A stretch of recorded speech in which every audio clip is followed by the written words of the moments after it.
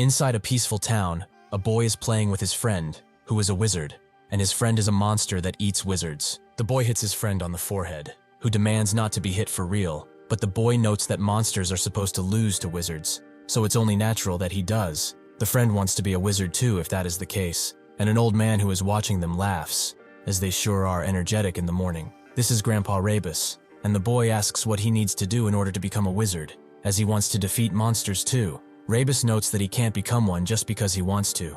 Wizards are the apex of all humanity, ones who rule over humans from the highest hierarchies possible. They are nobles, and knights who inherited the ability to use mysterious powers from their ancestors. So, unfortunately, they cannot become wizards. One of the younger men wonders how he can say something like that to children who don't know any better, but also asks if what they are saying is true. Rebus asks what he means, and the young man notes that he heard a monster appeared. Rebus explains that it is true. They say Rop came across it at the entrance of the town last night. They said its entire body was covered in a pitch-black shadow. It was a leopard, as big as a house, or that's according to Rop. But they needn't worry. The village chief went to the city to request a wizard already. He will definitely bring that wizard back, and the monster will be subdued before it can do any damage. The mother of one of the children thinks it's a relief, and tells her children not to go into the forest for the time, as it's too dangerous for them. Rebus picks up the stick, and notes that they should all be careful for the moment. Without a wizard, killing a monster is an impossible feat for mere humans like them. The young man wonders if all the villagers know,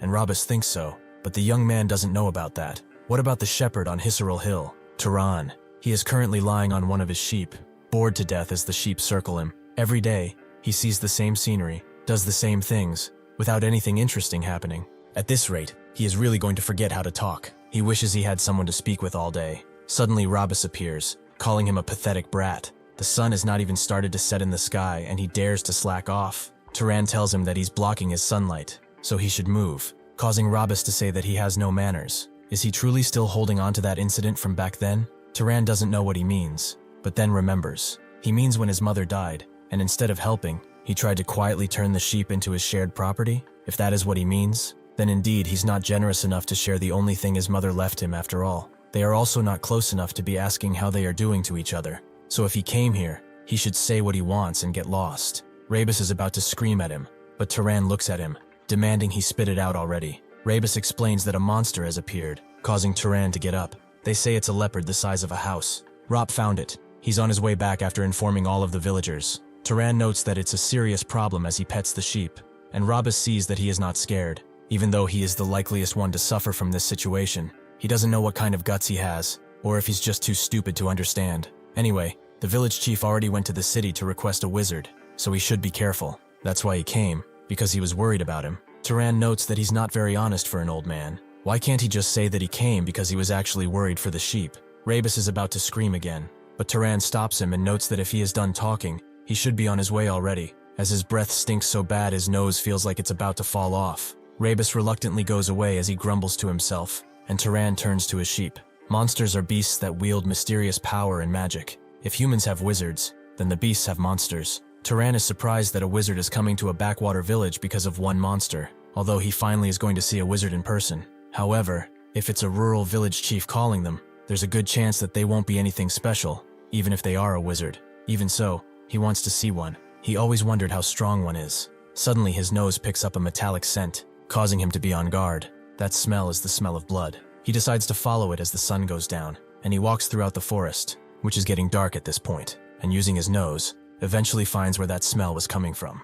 It's Rebus. He was completely split in half. He told him to be careful, but here he is, going first. Turan remains calm, as this is not a wound an ordinary wild animal would make. It has to be the work of a monster, isn't it? Suddenly he hears a loud thud behind him, as the leopard-like beast appears, growling at Turan as it emanates a deathly thick miasma around it. The child who was playing before asks how strong a monster is. Is it true that not even adults can beat one? His father tells him that they are extremely strong. If ordinary adults like him rush it, they won't even be able to find his bones by the end. The boy understands, but what will happen to their village now? The father tells him not to worry as he puts some food in front of him. The village chief will bring a wizard after all, and the wizard will subjugate that monster. The child guesses that the wizard won't lose, as the wizard will punish the monster, won't he? The father agrees. They are great beings born with the power of magic. They will kill the monster with a single word. They are that strong. Turan does not flinch as the beast growls at him, Instead, he opens his mouth and only says one word,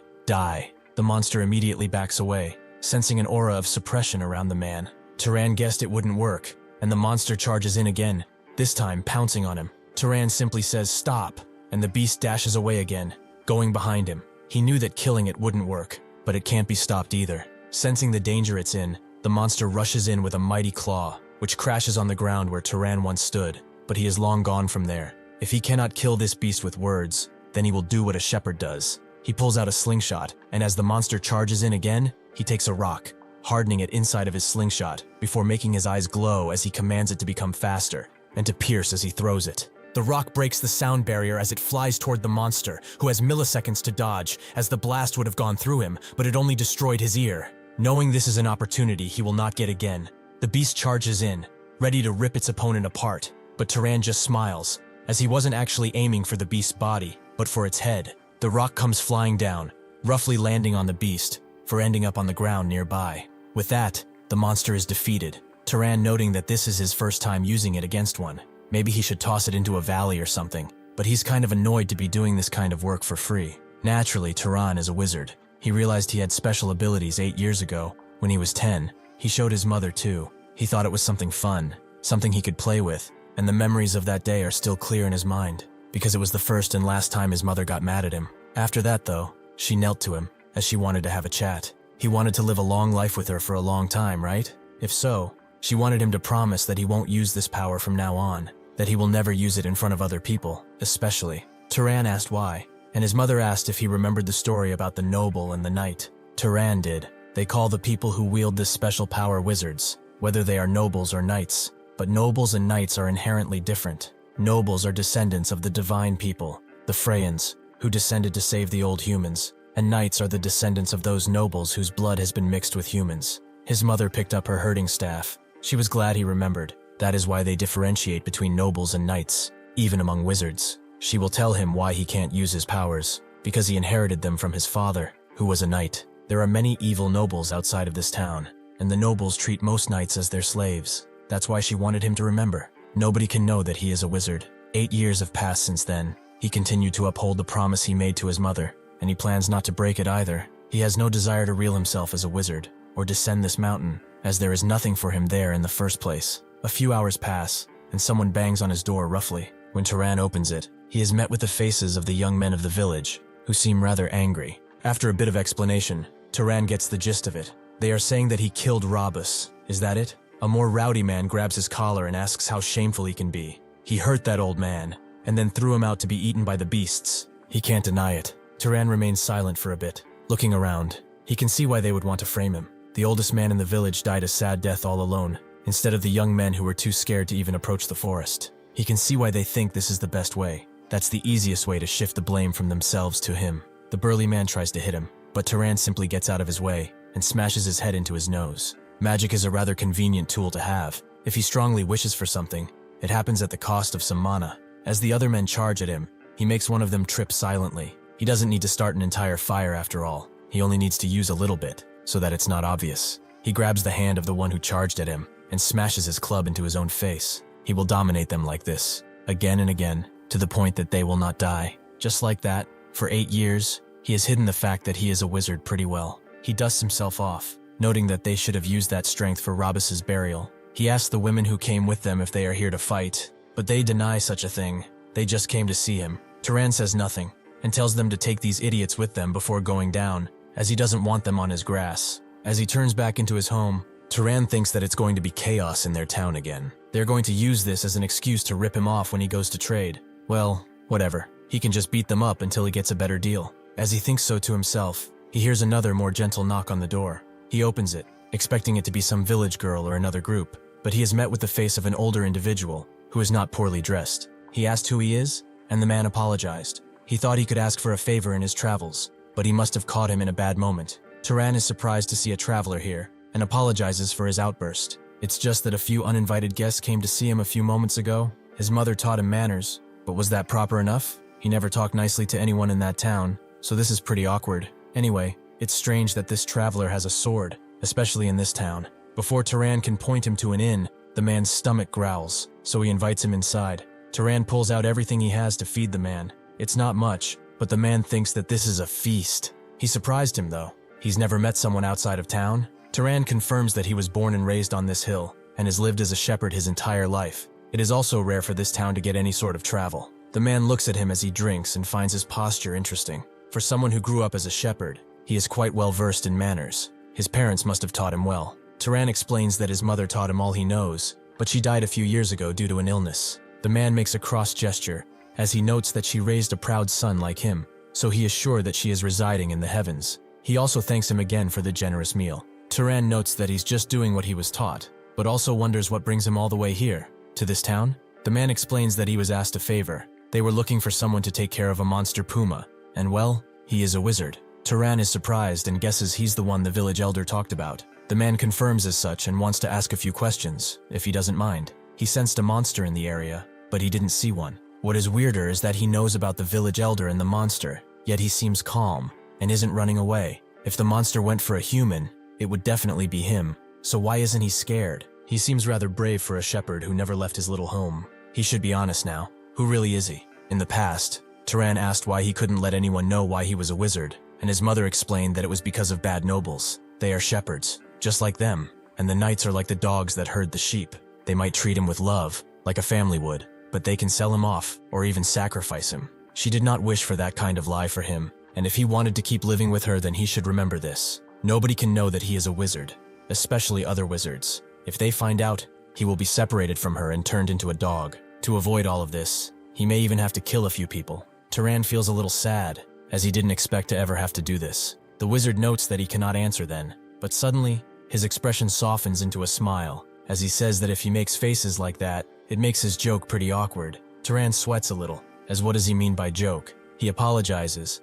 as he really doesn't have a good sense of humor. The mage notes that it's his fault. He probably flustered him with that attempt at comedy. Turan smiles, noting that it's his first time hearing a wizard joke, so he was caught off guard. The wizard is still pleased, as his reaction was quite entertaining, but now that he thinks about it, they haven't introduced themselves properly. He extends a hand as he introduces himself as Kiorn, a wanderer. Turan shakes his hand and apologizes for not introducing himself first. He is Turan, a shepherd. They chat into the night, with Turan explaining that he will turn 18 this year. Kiorn notes that he will be 75 this year, surprising Turan, as he certainly doesn't seem that old. Kiorn explains that wizards age more slowly than ordinary people, and live longer. Turan asks how he ended up becoming a wanderer with curiosity in his eyes, and Kiorn explains that after serving the Arabian family for 60 years, he left. In his later years, he wanted to roam from place to place without settling down. Turan thinks that's rather romantic, and they continue talking. Sharing a harmless conversation like this with a good person to be around,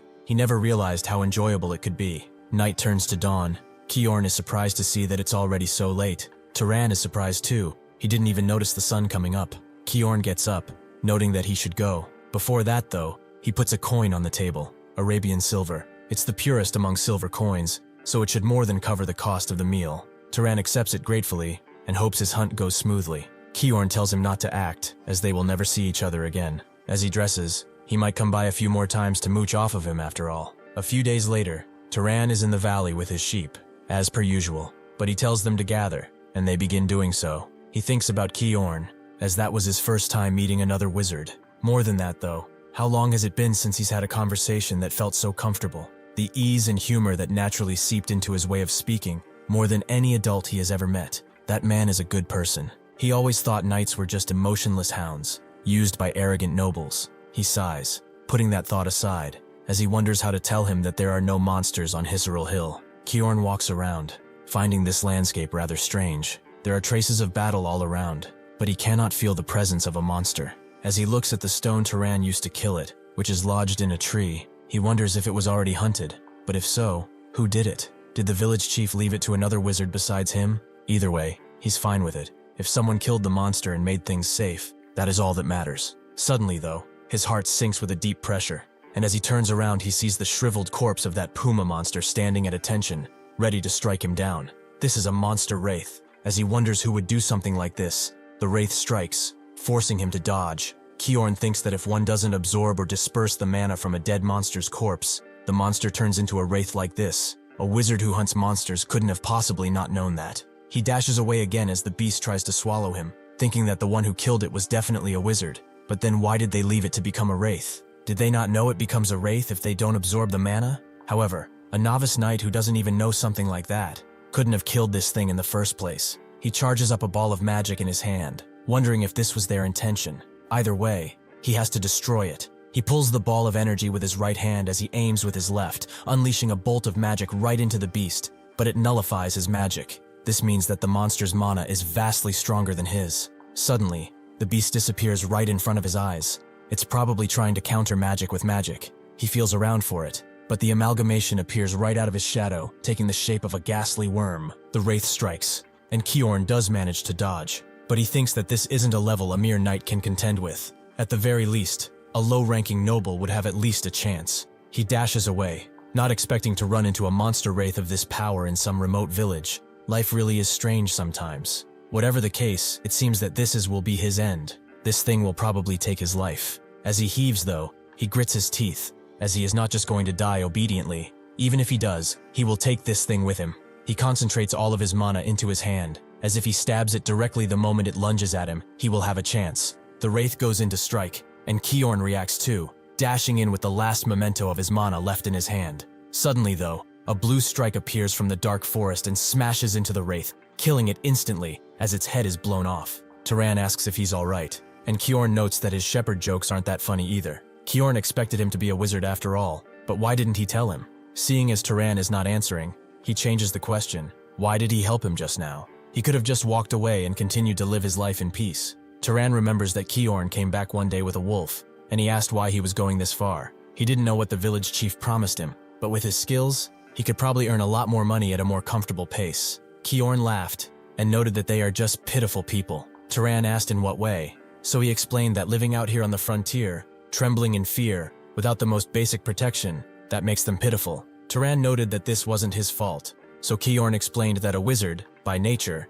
is someone who inherited the power of a god. If so, then they should live with pride in protecting the powerless. Well, not every wizard thinks like he does. Everyone has their own thoughts, their own way of living this life. Turan smiles, and notes that this is just his way of living. Suddenly though, the wraith comes back to life and tries to smash Kjorn, making them both dodge. He tells Turan to listen carefully. This is not at a level they can handle. This is a monster one cannot fight, so he should go tell the village chief immediately, and help them evacuate, as he will hold this thing here for as long as he can. Facing the void of the wraith though, Kjorn really doesn't know how long he will last, but Turan tells him it's okay. If that attack landed just now, it will be fine. Kjorn wonders if he's saying that this attack wasn't his full strength. A young knight hiding in the mountains can hunt a wraith that even nobles have a hard time dealing this. At that time, the veteran knight thought this. What he was seeing right now isn't just some small connection he happened to make in a rural village. This scene before his eyes, filled with so much power, could be the beginning of a wizard who will turn the entire world on its head.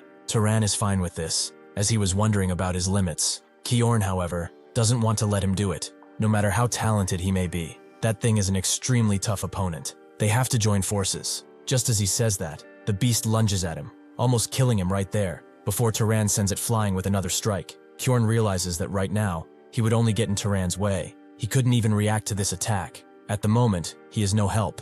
What he must do right now is make sure that the talent of this young man blooms. As Turan strikes again, he seems rather annoyed, as this is clearly not working. Kjorn explains that he cannot kill a wraith with physical attacks. As Turan dodges again, he asks how he has to kill it then, so Kjorn tells him to use fire or lightning. Turan summons a blob of fire onto the beast, but it's not working. Kjorn thinks that he meant to apply power to another living being. Establishing proper casualty is a basic requirement. Does he really not even know the most basic common sense of a wizard? Suddenly, he connects the dots, as perhaps he was the one who killed the monster and left it alone to become a wraith. This means that Turan has never absorbed mana in his life, and he is already that strong. He tells him not to light a fire, but shoot it. After dodging again, Turan begins to form a ball of fire in his hand. To a wizard, making a fire shouldn't be that difficult of a thing, but controlling the fire requires another set of training. However, Turan can just do it immediately. He smashes the ball of fire right into the beast's face, making the wraith scream out and wail on the ground as the fire consumes it.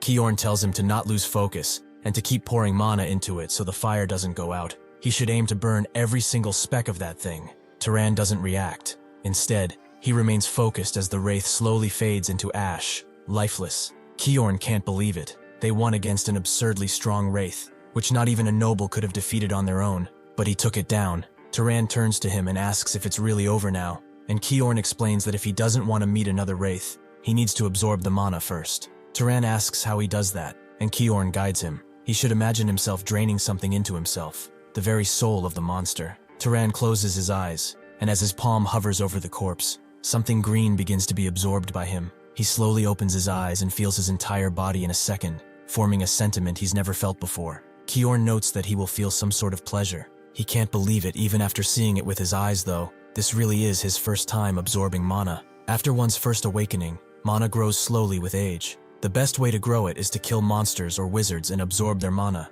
But this was Turan's first time absorbing mana, yet he's already able to handle magic at such a level, meaning his innate potential is on a different plane of existence. He calls out Turan, apologizing for being rude to him, and asks which house he belongs to. Turan just kind of stares at him and notes that he should get treated first, as he's kind of bleeding everywhere on the ground. After Turan bandages his hand, Kiorn looks at it and apologizes once again for his rudeness. For him to make someone as esteemed as himself do something like this, he can only apologize. Turan sighs. He's told him many times already that he is not someone esteemed. He's just some shepherd who doesn't even know whose father is, so he would like him to stop it. Kiorn understands. He doesn't need to glare at him like that. Kiorn still wonders why a powerful mage like him would be a shepherd. He does not mean it in a belittling sense, but it really does not suit him. Turan explains that it was the request of his mother. She told him to do this right up until the moment she died. Below the mountain, there are nobles. If it's revealed that he is a wizard, he will only be used by them and then discarded. Kiorn notes that she was a wise woman, surprising Turan, as he thought he would say that she was rather overprotective. Kiorn explains that she was not entirely wrong. Wizards have great power, and that great power is what brings out conflict. Just 20-some years ago, there was a major war between great noble houses. It was the war between House Arabian, which he served, and the great House of Zahar. Many people lost their lives in that war. Out of roughly 3,000 Arabian knights at the time, more than 900 died, nearly a third. Sadly, everyone close to him was in that third. His friend Denver, who always said he would open a laundry shop once the war ended. His teacher Hartman, who scolded him, saying he still had much to learn. Even his beloved wife and son, they were all massacred, and he was the only one who survived. That is why his mother was kind of right. A knight's life can vanish more easily and more meaninglessly than even a commoner. But the one thing she was wrong about was his aptitude. Turan asks what he means, and Kiorn notes it's kind of embarrassing to say this while in such a state, but he is a knight with fairly good skill, yet he easily destroyed the monster wraith that he couldn't even let a scratch on. His potential isn't merely that of a knight. At minimum, he's at the level of a noble. Among them, he is at least upper tier. Turan takes all of this in, noting that his mother said that his father was a knight. Was that a lie, perhaps? Kiorn explains that on rare occasions, a child worse than a knight is born among nobles, or a noble class child is born out of a knight. In that sense, he thinks it would be better for him to leave this hill and go out into the big wide world. Turan asks why. So Kiorn tells him that humans need more nobles and knights. Humans are not the complete masters of this world after all. Long ago, the other races that were pushed out by the gods are still watching for a chance to rise again, and in the middle of that, the nobles only wage war amongst each other. That is why this is an age that desperately needs capable people like him. More than anything, he isn't satisfied living like this, isn't he? Turan thinks on it, and asks what he could gain below the mountain, but Kiorn notes it's depending on what he wants. Wealth, fame, power, everything is possible if he gets the one piece. Sorry, if he goes outside. As this is a rather dull life that he is living, he should think about it. He could wander like him and destroy monsters that threaten people, or become an explorer that ventures into the unknown.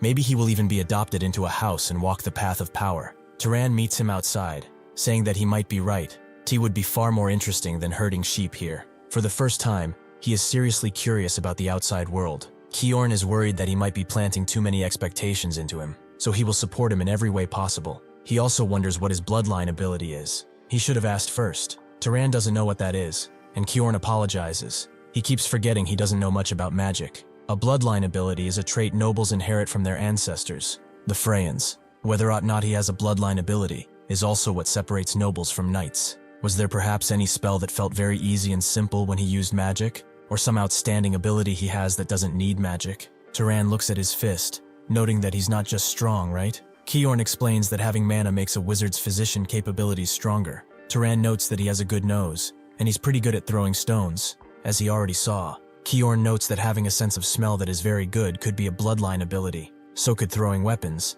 as it's one of House Arabian's traits, but it's a fairly common one. Turan tells him more and more, but after he finishes, he sees Kaorn act somber out of nowhere. This is because he thinks he knows which house his abilities are closest to. It's a great house, known as Pursuers and Hunters. It's House Zahar, the one that fought a war with House Arabian. Turan's eyes widen with remorse as he realizes what this means. Remorse for something he never did. Is he really telling him that he's from the bloodline as this man's enemies? He doesn't even know what to say to him. Should he apologize? But these are actions of relatives he's never met, who are strangers to him. Kaorn sees the worry in his face and pats his shoulder, telling him not to look so down, as he didn't participate in that war himself. Turan still feels bad, but Kaorn tells him this is an adult situation. If they try to wash blood with blood, the fighting will never cease. Turan wonders if he has any regrets now about telling him to go down that hill. Kaorn notes that if he goes down the mountain and pursues power, he will inevitably end up joining the Zahar family. He has an amazing ability after all, but he trusts his character.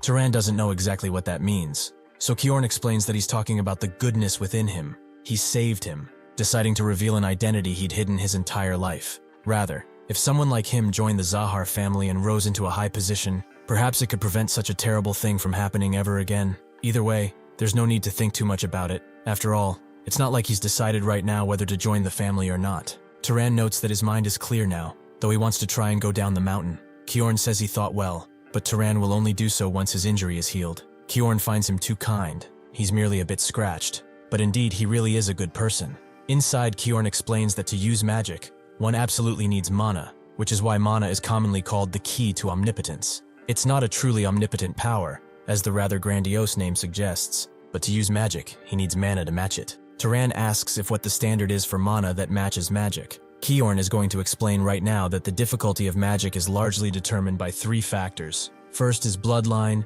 second is affinity, and third is causality. The first one, bloodline, is determined by the bloodline he was born with. This applies to most nobles who are not knights. For example, it would be difficult for him to heal his wounds with magic, but for the Revista bloodline in the south, it's something they can do without even training. That is a power that comes from their bloodline. Turan asks about affinity, and Kaorn explains that he can also think of it as familiarity. It's the concept that a mage can more easily perform things that they prefer to, or are used to. Turan guesses it's like how he can make a fireball, if he thinks of it as a throwing rock, and Kaorn confirms as such. Probably, if he had simply made flames, he wouldn't have been able to achieve that firepower. Last one, which is the most important, is causality, which even he doesn't fully understand. What would happen if he tried to kill him directly, using mana? Turan guesses some light would shine from his head, but that would be it. As Kaorn does the same thing to a cup, he explains that this is exactly the phenomenon that occurs from a lack of causality, when there's no appropriate cause for a desired outcome,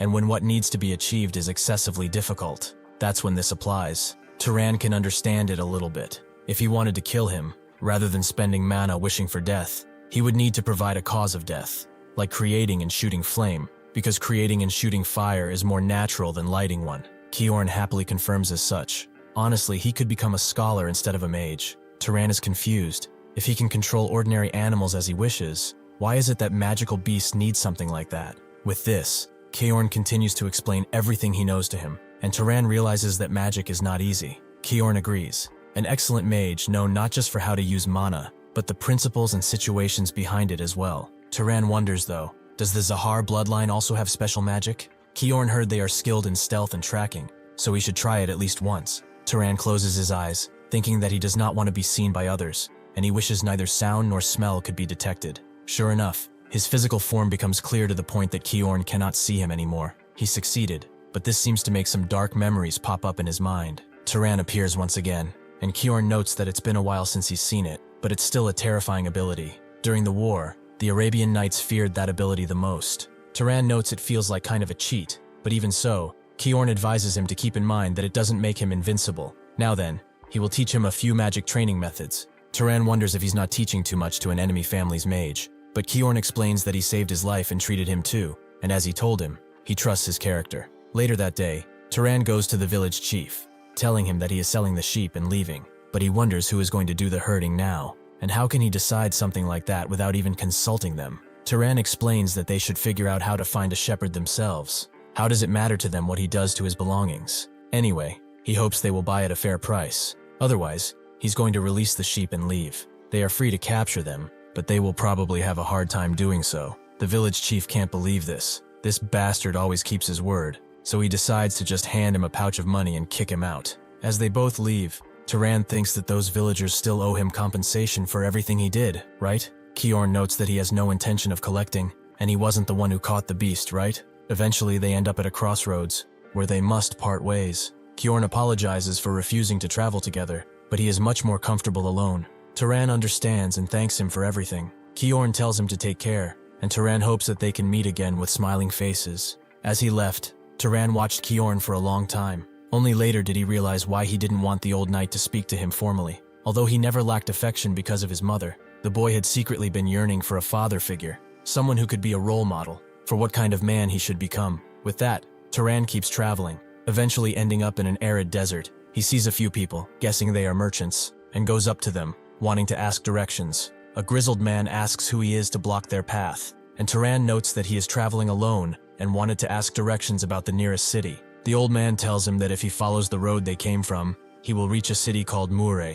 Turan understands and turns to leave, thanking them for their help, but one of them stops him, asking if he's really just going to leave after getting information. Turan asks what he means, and the man notes that if he received something, he should give something in return, like that bulging bag of his. Turan now understands that, as he sees them with swords drawn, they are bandits. The old man reveals the armor below his cloak, and notes that this is recklessness. This is a wasteland where nobody would find it strange if someone died, right? So, he will gently take off that bag and cloak while they are being nice, as they really don't want to do any unnecessary work. Turan understands, they are bandits who kill people. Well, he was just waiting for a moment to practice what he has learned from that man anyway. The bandits can't help but laugh. He might have just gone insane to be talking like some kind of wizard. In response, Turan flicks his hand upward and summons a gust of wind, which sends them all flying. Instead of just generating wind out of thin air, if he shapes it with his hands and amplifies it, he uses far less mana. He didn't know he could whip up wind so strong using so little mana.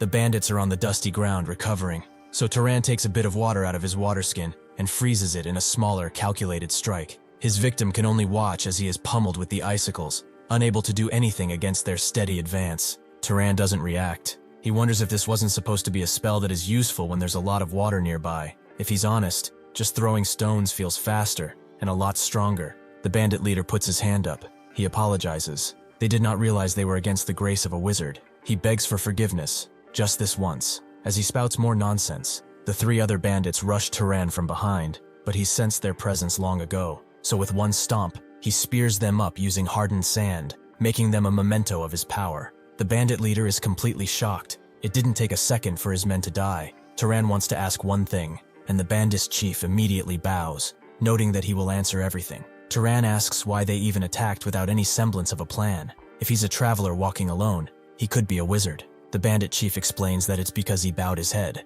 Even when they spoke rudely, he bowed and greeted them, so they assumed he was an ordinary person. Turan thanks him, as that taught him something quite useful. The bandit chief thinks that he will really be spared, before he notices the glowing orb of water standing right above his head. Turan remembers Kiorn's words. From now on, he's going to meet a lot of people, and there's something he absolutely must tell them. He should never show mercy to scum like bandits, the kind who will not hesitate to harm others for profit. The reason he is saying this so firmly, he probably understands, because if he spares a life out of pity, he could end up harming 10 good people because of it. Turan looks at the leader's corpse, thinking that he's stalled enough, and continues walking. The road the bandits dragged their cart along on, those clear wheel tracks cutting across the sand, it left one thought, which was searing in Turan's mind. He's just killed people. He felt a bit of guilt, but he could not just let them go, because Kiorn's warning was sounding in his mind, again and again. People who could decide, without as much as a second thought, to rob and kill for profit, would target others again, at any time. Like wheel tracks in the desert that are slowly fading away as weeds grow over them, Turan's chaotic heart gradually settled down as he recalled Kiorn's teaching, and just like that, he arrived in a new world. As he walks over the horizon, he sees his destination, the small city of Mure. But to him, this is the biggest thing in the world. He walks around inside of it. It's his first time seeing so many people at once. Even the architecture is completely different than the village. Now it really feels like he is in a city. He walks up to a fruit stand, where the seller greets him warmly and asks what he would like. Turan tells him he's not a customer, thinking about what Kiorn said about finding an inn after getting to the city, as there should always be one. The fruit seller tells him to get lost if he's not buying, as he's distracting his other customers. Turan doesn't understand why he's acting rude, Is it some unspoken rule in cities that he has to buy fruit before asking questions? He points to an apple and asks how much it is. When the fruit seller says, 2 dupi, Turan looks in his hand, trying to figure out what that is. The fruit seller can see he's an outsider, so he tells him that he can pay with other coins. As he pays, Turan asks where he can find an inn, and the fruit seller tells him to go straight down the road behind the Cape Shot. When he turns left, he will find a place with a blue roof, which is the biggest inn in the city. When he arrives there, Lena, one of the inn staff, welcomes him in and notes that he's quite handsome. Turan asks how much the night is, and she says, 16 dupi. As he pays, he notes that he has something he would like to ask. Is there a monster nearby with a bounty on it? He thinks that he must kill monsters and absorb their mana, and he said hunting monsters would earn money too. She's not answering though, and then points towards the bar, noting that there's no such thing as free in this world. After getting a drink, Lena tells him about the city hall, but Turan doesn't really know what that is. This surprises Lena. He really is from the countryside. She explains that city halls are where they handle various public affairs. The officials who work there are employed by the city lord. It's probably closed since the sun is down already, but if he wants to find a monster bounty, he should go to the city hall tomorrow. She asks if he's a monster hunter too, but again, Turan doesn't really know what that is. She explains that people talk about it. If an ordinary person hunts monsters, they become a wizard. So he wants to become one too, right? Naturally, that's just a baseless superstition. Suddenly, someone puts their hand on Turan's shoulder and says, "It's no superstition. That's a real fact. He saw it with his own eyes. This is Midan, a self-titled monster hunter." Lena is surprised to see him alive, but Midan told her before, he's not allowing himself to die until he becomes a wizard. Turan points at his shoulder, and Midan takes his hand off, apologizing. Turan gets up and wants to know more about what he just said. Midan explains that wizards get stronger when they hunt monsters. By the same principle, if an ordinary person were to kill a monster, they can become a wizard. The 4 of them are hunting monsters to become wizards. Turan asks if this means that one of them is already a wizard, but Midan denies that claim. In this city, there are only the Lord's wizard and 3 under him. He also heard him say he wants to hunt monsters, but for that his gear is rather shabby. Doesn't he have a weapon? Turan pulls out his sling, and Midan notices how worn it is. Turan explains that it's good for firing something about the size of an egg rather quickly. Midan thinks that with that, he could easily hunt rabbit or fox monsters, and also notes that they were looking for one more shooter, so why doesn't he come hunting with them? Turan smiles but refuses, and retreats to his room for the night. There is no reason to go hunting together with someone else, but this really was a chaotic day. He's still finding it hard to believe he actually left the village. He's wondering what will happen, but then hears a knock at the door. When he asks who it is, nobody answers, and he remembers what he talked about with Kiorn while on the road, that he shouldn't let his guard down, even in an inn. Even if it's a city, it doesn't mean that he is safe. He should never let his guard down. Now, Turan is slowly turning the door handle, manifesting a bunch of mana in his hand, but after opening the door, he finds Lena, who thought that the room she set up for him might be cold, so she came to warm him up. Turan doesn't understand, even after she tugs at her tunic. What does she mean by that? Lena notes that it's exactly what it sounds like, but Turan really doesn't get what it sounds like. She comes closer, and notes that for a small amount of money, she will do whatever he wants. Turan tells her that there's nothing he wants, but she advises him not to lie. She can tell just by looking at his face. Unfortunately for her, Turan's face looks like someone who has reached enlightenment, as he learned from Kiorn. Out of all the lessons, this one he was the most adamant about. He advised him to always be careful with inn maids or night workers in general. Most of them carry STDs after all. Wizards are naturally strong to any disease, but even so, if he's careless, he could pass it on when he gets with another woman. He should not let desire trap him into something he will regret. As he hears Lena storm off, Turan thinks that cities aren't easy to live in either. The fruit guy, even Lena now, to think they would put a price on even small bits of information and conversation. They really are cold-hearted.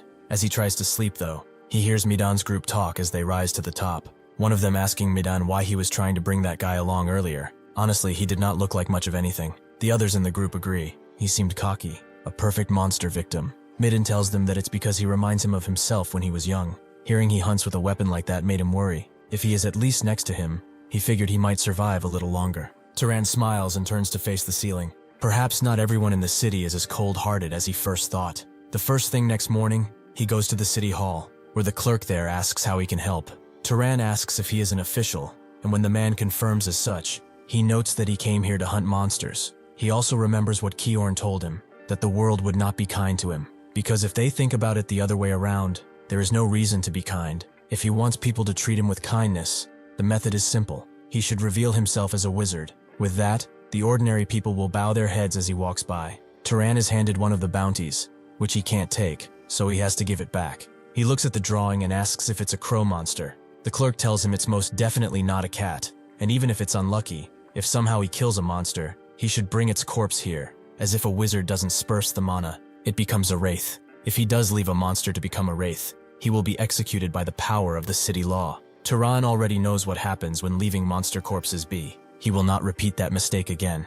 He asks if knights don't hunt monsters too, but the clerk asks him, does he really think they are people with time to spare? A knight's job is to maintain public order of the city. Hunting monsters outside the city? That's for thugs like him to handle. Turan says nothing as he leaves, leaving the clerk to think that he will be another corpse they will have to bury. Surprisingly though, Turan comes back with the crow, which was cleaned as cleanly as possible. The clerks are all surprised and ask how in the hell he brought it so fast. Did he kill it alone? Turan confirms as such, and asks how he receives the bounty. One of the clerks immediately rushes to get it, and as he hands it over to him, he notes that he must have worked hard, so he should get some rest. The clerks continue looking at the crow. Even its wings are intact. Is it possible to bring back a blade crow without it shooting one feather? Suddenly though, the clerk with a bushy mustache sees that Turan is still here. He asks if there are any other monsters worth hunting, and they realize that he can still go on. After a few days of hunting, as requested, Lena brings out the most expensive items in the menu, but she's never dreamed that someone like him could defeat 30 monsters in just 3 days. He probably made a bunch of dough, right? Turan notes that money isn't his only goal, and thinks that the goal is the mana of the monsters. Thanks to that, he most definitely got stronger. Compared to when he met Kiorn, his mana has increased several fold, but he can already feel a limit. With only weak monster mana, it might be hard to get stronger. He also notes that they didn't steal a bit of this, did they? As he thinks there's something missing. Lena tells him he ate it all by himself, somehow, and the chef notes that he made it for the first time in a while, so he's glad he enjoyed it. Turan gets up, noting that it was all delicious, and 2 of Midan's group approach. One grabs his cloak and asks how he can eat something tasty by himself. He's a skinny runt, but he's been making a ton of money lately, or so he's heard. As he asks for some charity from his partners, Turan Karate chops him in the face, as this is basically all of the charity that he wants to give out. The other dashes toward him with a pretty open punch, so Turan just steps aside and knocks him on his ass. The first one, now recovered, grabs a chair and rushes in, but Turan just blocks it and flicks his head so hard he falls on it. With Lena's scream to not fight in the inn, the fighting stops, and that night, Midan comes with everyone and apologizes for what his guys did. He gave the both of them a proper scolding, and he can promise that it will never happen again. The thing is, they've been tight on money lately, so they probably got jealous when they saw him. Under his command, they both apologize. Turan asks if things really are that hard, and Midan explains that things are limited. In about 3 days, he doesn't think they will be able to afford the room fee, but that is their problem to deal with. Turan suddenly produces a pouch of coins and notes that this is repayment for the kindness he showed before, when he said he was worried and tried to bring him along. Midan is shocked that he actually heard that, but Turan notes that nothing is for free.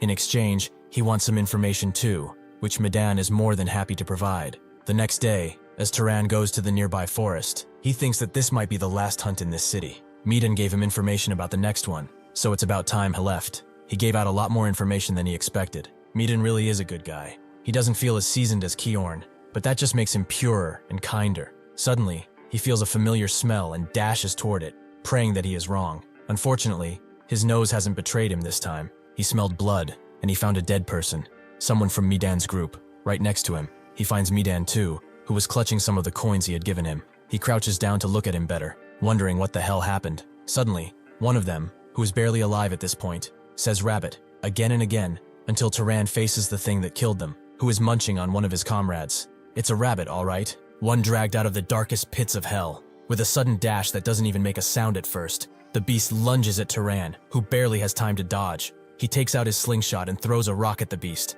which suddenly splits into 3 after getting close to it. Unfortunately, the beast uses its ears to defend against his technique and rushes in again. However, when it sees that Turan is no longer there, the beast stops in its tracks and looks around on confusement, just as Turan appears from behind and stabs it in the neck. After that, he dashes away and disappears again, making the rabbit charge at a tree, but it doesn't stop at just at that tree. Using its sharp teeth, it cuts down tree after tree, this being the last of its powers. Eventually, it roars out in anger, and the wound previously incurred on it takes its toll, making the beast fall down, completely dead. Turan immediately absorbs its mana, and almost immediately, he can feel that the amount is vastly different. It's more than the leopard monster he first encountered. The survivor can't believe it. He's a wizard. But then, why hide his identity? Turan doesn't answer, and instead asks if any of the four here have a family that he can pass their belongings to. But the young man simply cries as he says no, and looks out at his dead boss. That night, when Turan spoke to him, he explained that there's a great city nearby called Orem.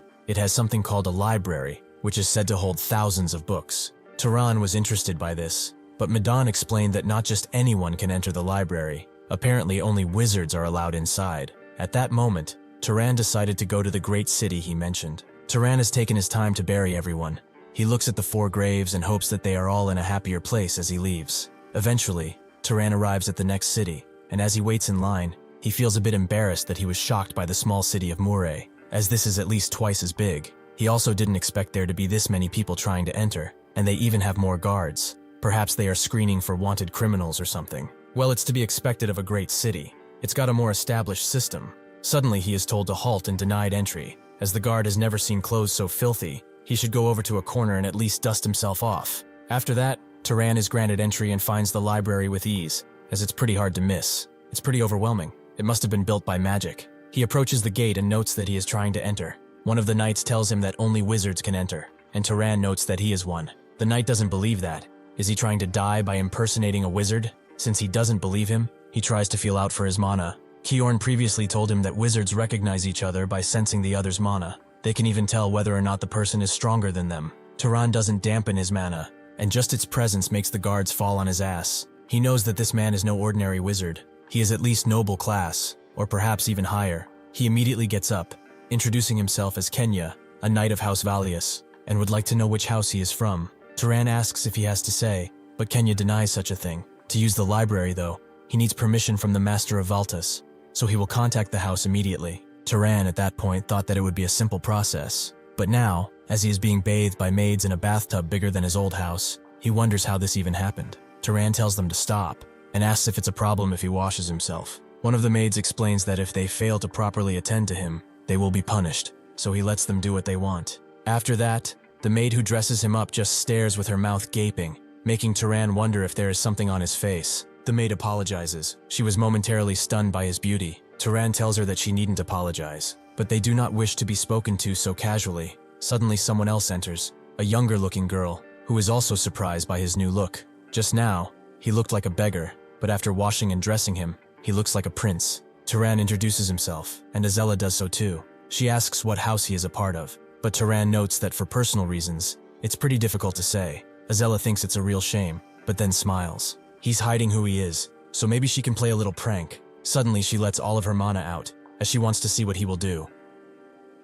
In response, Turan activates his own mana, and the ensuing clash sends ripples throughout the entire room, making the butlers and maids crouch down slightly in fear of the sheer force. After the mana entangles itself a bit, they both let go, and Azella is impressed as her hands are shaking just from the sheer power he exuded. Immediately, she closes the distance between them, entering his personal space, and asks if he wants to marry her. Naturally, Turan is beyond confused, and doesn't even know where this came from, but Azella just disengages, and notes that it was just a joke. He shouldn't have such a serious reaction, although he should think about it once. The seat next to her is unceremoniously empty right now. Turan watches her leave, but then notices his hand, which is also shaking. She has mana on par with his, at the very least. Is this level perhaps normal among nobility? After a bit, he is taken to the main office, where the Lord of Orem, Rug Valtas, welcomes him, and notes that he should introduce himself. Turan does so, and Valtas asks if he wishes to use his library.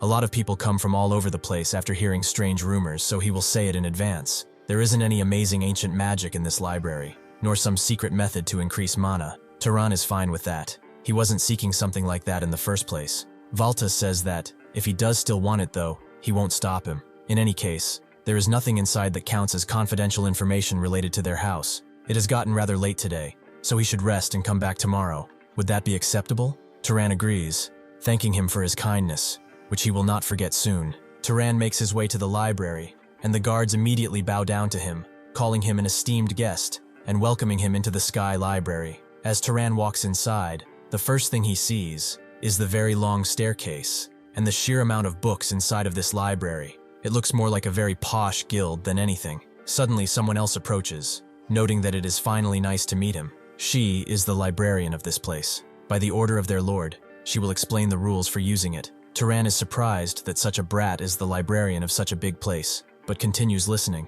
The girl explains that the rules are simple. If he damages anything, he compensates. He will not take books out, and while using the library, she will be watching him the entire time. Turan agrees, but when he is reading, could she stand a little far away, as he feels rather uncomfortable right now. As they walk, Turan notes that, if she is the librarian, she must have read the books here too, right? She confirms as such. If he needs something, finding it for him is what she does best. What would he want? Something romantic, maybe books about ancient history, or maybe, since he's so young, something more spicy. Turan just stares at her for a bit, and then notes that he wants to learn basic common sense about the world. So the librarian girl pulls out a bunch of books. These books are hundreds of years old, so there are not many that will suit his needs. However, this section might help him just a little. Turan thanks her and picks up one of the books, noting that this is what one looks like, huh?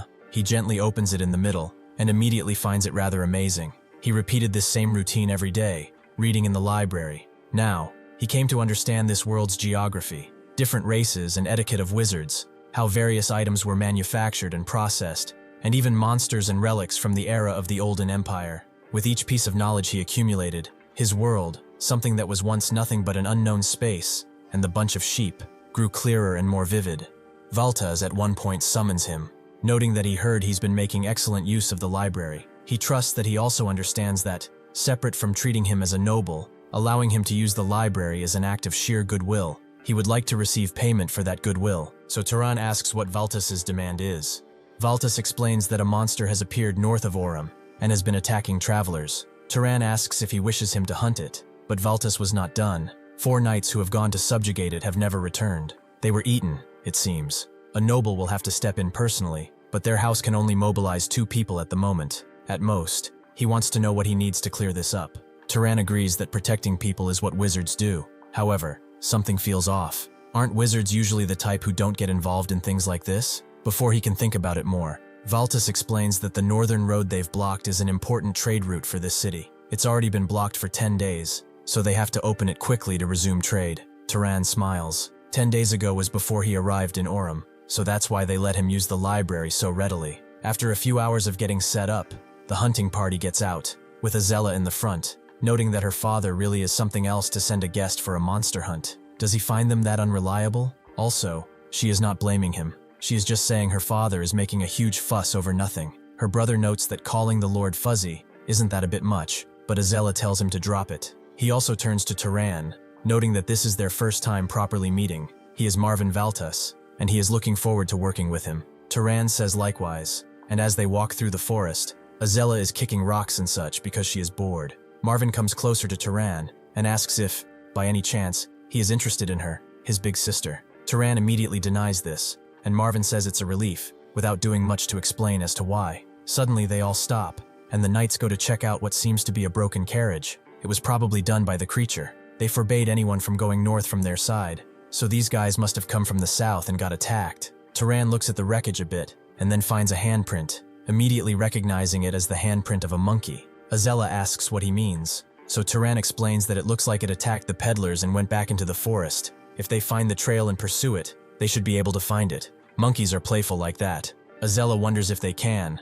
She can barely use that kind of magic, and Marvin agrees. Maybe there's a knight who can. Turan notes that he'll try looking, which makes Azella curious. Is he from that bloodline? Turan explains that he uses it a lot, so he's used to it. He begins to smell a piece of discarded cloth, and immediately he gets a scent which goes deep into the forest. He points towards it, and they follow it until it stops at a nearby river. It appears that the monkey washed its body. Azella wonders if he's really saying a mere beast did that to avoid being tracked, but Turan thinks that perhaps it washed because it wanted to. Suddenly that same scent comes back tenfold, and Turan tells them to be careful behind. Sure enough, the monkey is already there, screeching at them and preparing a pelting of rocks which goes through the night like a scattershot. Turan simply dodges, but he sees that Azella actually used her own men to cover herself, and then discarded them like pieces of trash. It seems that his mother really wasn't wrong about this. Azella gives out the order to attack, and seeing so many people charging, the monkey immediately begins to run away,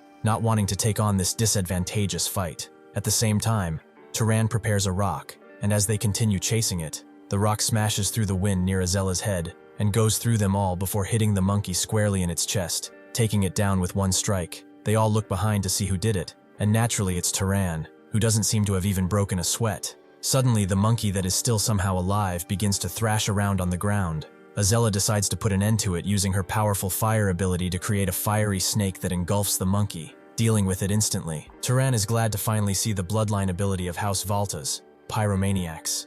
The knights are really glad that this is over, and Azella tells Turan that she got chills for a second while that rock was coming toward them. Marvin asks if she was scared, but she tells him to shut up. He is the one who screamed like a little girl, wasn't he? As they continue to tease and celebrate, the knights recover, all seemingly alive, which is a surprise to Turan. Yeah, he's still confused, though this was a surprise attack by a monster, but this was a fight where they could have avoided even serious injuries like those incurred by the people Azella used. Considering one's body gets stronger based on their mana, these two should be several times tougher than any knights, and yet they didn't hesitate to use people weaker than them as shields. Marvin sees him staring and asks if something is wrong, but Turan denies it, moping about and coming closer, as they need to absorb all the mana. With that, they all put their hands over the monkey, and they begin absorbing. Turan is thinking that, just like the book said, even if multiple people absorb it once, the degree of enhancement doesn't seem to get reduced at all. Azella and Marvin stop their absorption almost immediately, being at their growth limit, but Turan doesn't stop at all. Azella now understands why her father sent them along with him. That level of spell proficiency and mana capacity that even rivals her. To think he is a noble who hasn't even reached his growth limit yet. Noon falls as they walk back to the city, and Marvin turns to Turan, noting that if it weren't for him, they wouldn't have been able to defeat that monkey. From tracking ability to landing the hit that knocked the monster down, it was all him. Turan noted that he didn't do anything spectacular. If anything, he regrets noticing it too late and letting it get a first strike. He didn't think it would have a search ability as well. Marvin asks if it had such a thing, and Turan confirms as such. It seems like different abilities awaken depending on monsters' external traits. The monkey they killed had big hands and big eyes, but it looked nothing like its original form. It probably awakened an ability to throw string things at a greater force, and the ability to see far away, or see through forests. Marvin is impressed. He can't believe he figured that out in such a short time, but Turan notes that he looked through a monster encyclopedia in the library earlier, so that's why he knows. Marvin knows of the library. How couldn't he? But nobody really goes there. Azella agrees she went in once a long time ago, because she was curious, but it was filled with difficult books, so she left without even reading half a volume. Turan tells her to give it a chance next time, and ask the librarian if there are any easy books to read. Azella is confused. The librarian? Was there even someone like that in the library? She doesn't remember as such. A few short moments later, Turan goes back to the library, and the librarian immediately welcomes him back. Turan just sighs with a rather melancholic smile on his face. He was careless. No knight or commoner would ever call a noble by their name. In this city, the way one addresses a noble is only using esteemed one, and besides, the way that she looks doesn't exactly scream librarian either. He asks how she knows of his name, surprising the librarian, but then she smiles and notes that it took a while for him to notice. She actually got it from his permit. As long as it's around this library, her gaze reaches everywhere. Turan asks how he should address her, but since she says he can call her whatever he wants, how about something cute like darling? Turan knows that he'll just use librarian as usual, but the librarian says that he's way too stiff. It's pretty awkward when he suddenly becomes polite. After using her for so many days, telling her to do this and that, Turan claims she did not do any of those things, and did not come that close, as it's getting a bit burdensome. He asks if she perhaps was a wizard from the old empire, but she denies it. She wasn't a person to begin with. She is a kind of spirit, but it suits her, right? When a soul inhabits something living, it becomes a living spirit. When it inhabits something neither alive nor dead, it is just a spirit. In other words, the library itself is her. This form is just for comfortable communication. Basically, it's the user's preference, although his preference is a little weird. Turan tells her to stop making stuff up, but the librarian isn't. It's true that she's like a reflection in water. Turan analyzes her clothes, and actually puts a hand through her, making her annoyed, as it's pretty rude to just touch a lady out of nowhere. Turan apologizes, and the librarian notes that it's really frustrating that she cannot exert her power on any intruders. If she could, she would have pushed every last bastard who carelessly took books out of the library in these past years. Turan notes that House Valtas does not know she exists, or perhaps it's that nobody who has ever used the library has seen her. The librarian confirms as such. That's because, up until now, there was no one with the qualifications to perceive her. Her creator made it so that those whose type is completely beyond a certain level could see her. So this is pretty romantic, right? Taran asks what she means by type, and she notes that it's basically what wizards call bloodline. He asks if she could tell him more about it, but she notes he should ask that of his parents. When Taran notes that he's an orphan, she decides to check it out for him. All she needs is consent to examine his body. Taran immediately gets creeped out and wonders if this truly is the official procedure. But suddenly, the librarian just puts a hand in his chest, getting giddy that they are connected. Taran tells her not to say such weird things, but it doesn't really hurt. She continues analyzing him and notes that there are a few small bits here and there, but the bigger chunks are the pursuer and hunter bloodlines. Was that a trait of House Zahar? Taran confirms as such, but the librarian's eyes widen visibly as there is more. It was mixed with something. Taran asks what she means, and she explains that he is the result of two people with different bloodlines. Taran asks what the other one is, but she doesn't know since it's still locked. A locked bloodline isn't that rare in bloodline combinations. As he grows stronger, he will unlock it eventually. This makes Taran think of his mother. She was far too polite and educated to be just a commoner. Maybe she was a descendant of some noble, a bloodline so diluted it couldn't even hold knight-level mana. Taran thanks the librarian, who knows that if he is thankful, he should stay with her one more month. After learning the true identity of the library spirit, Taran did not continue reading alone.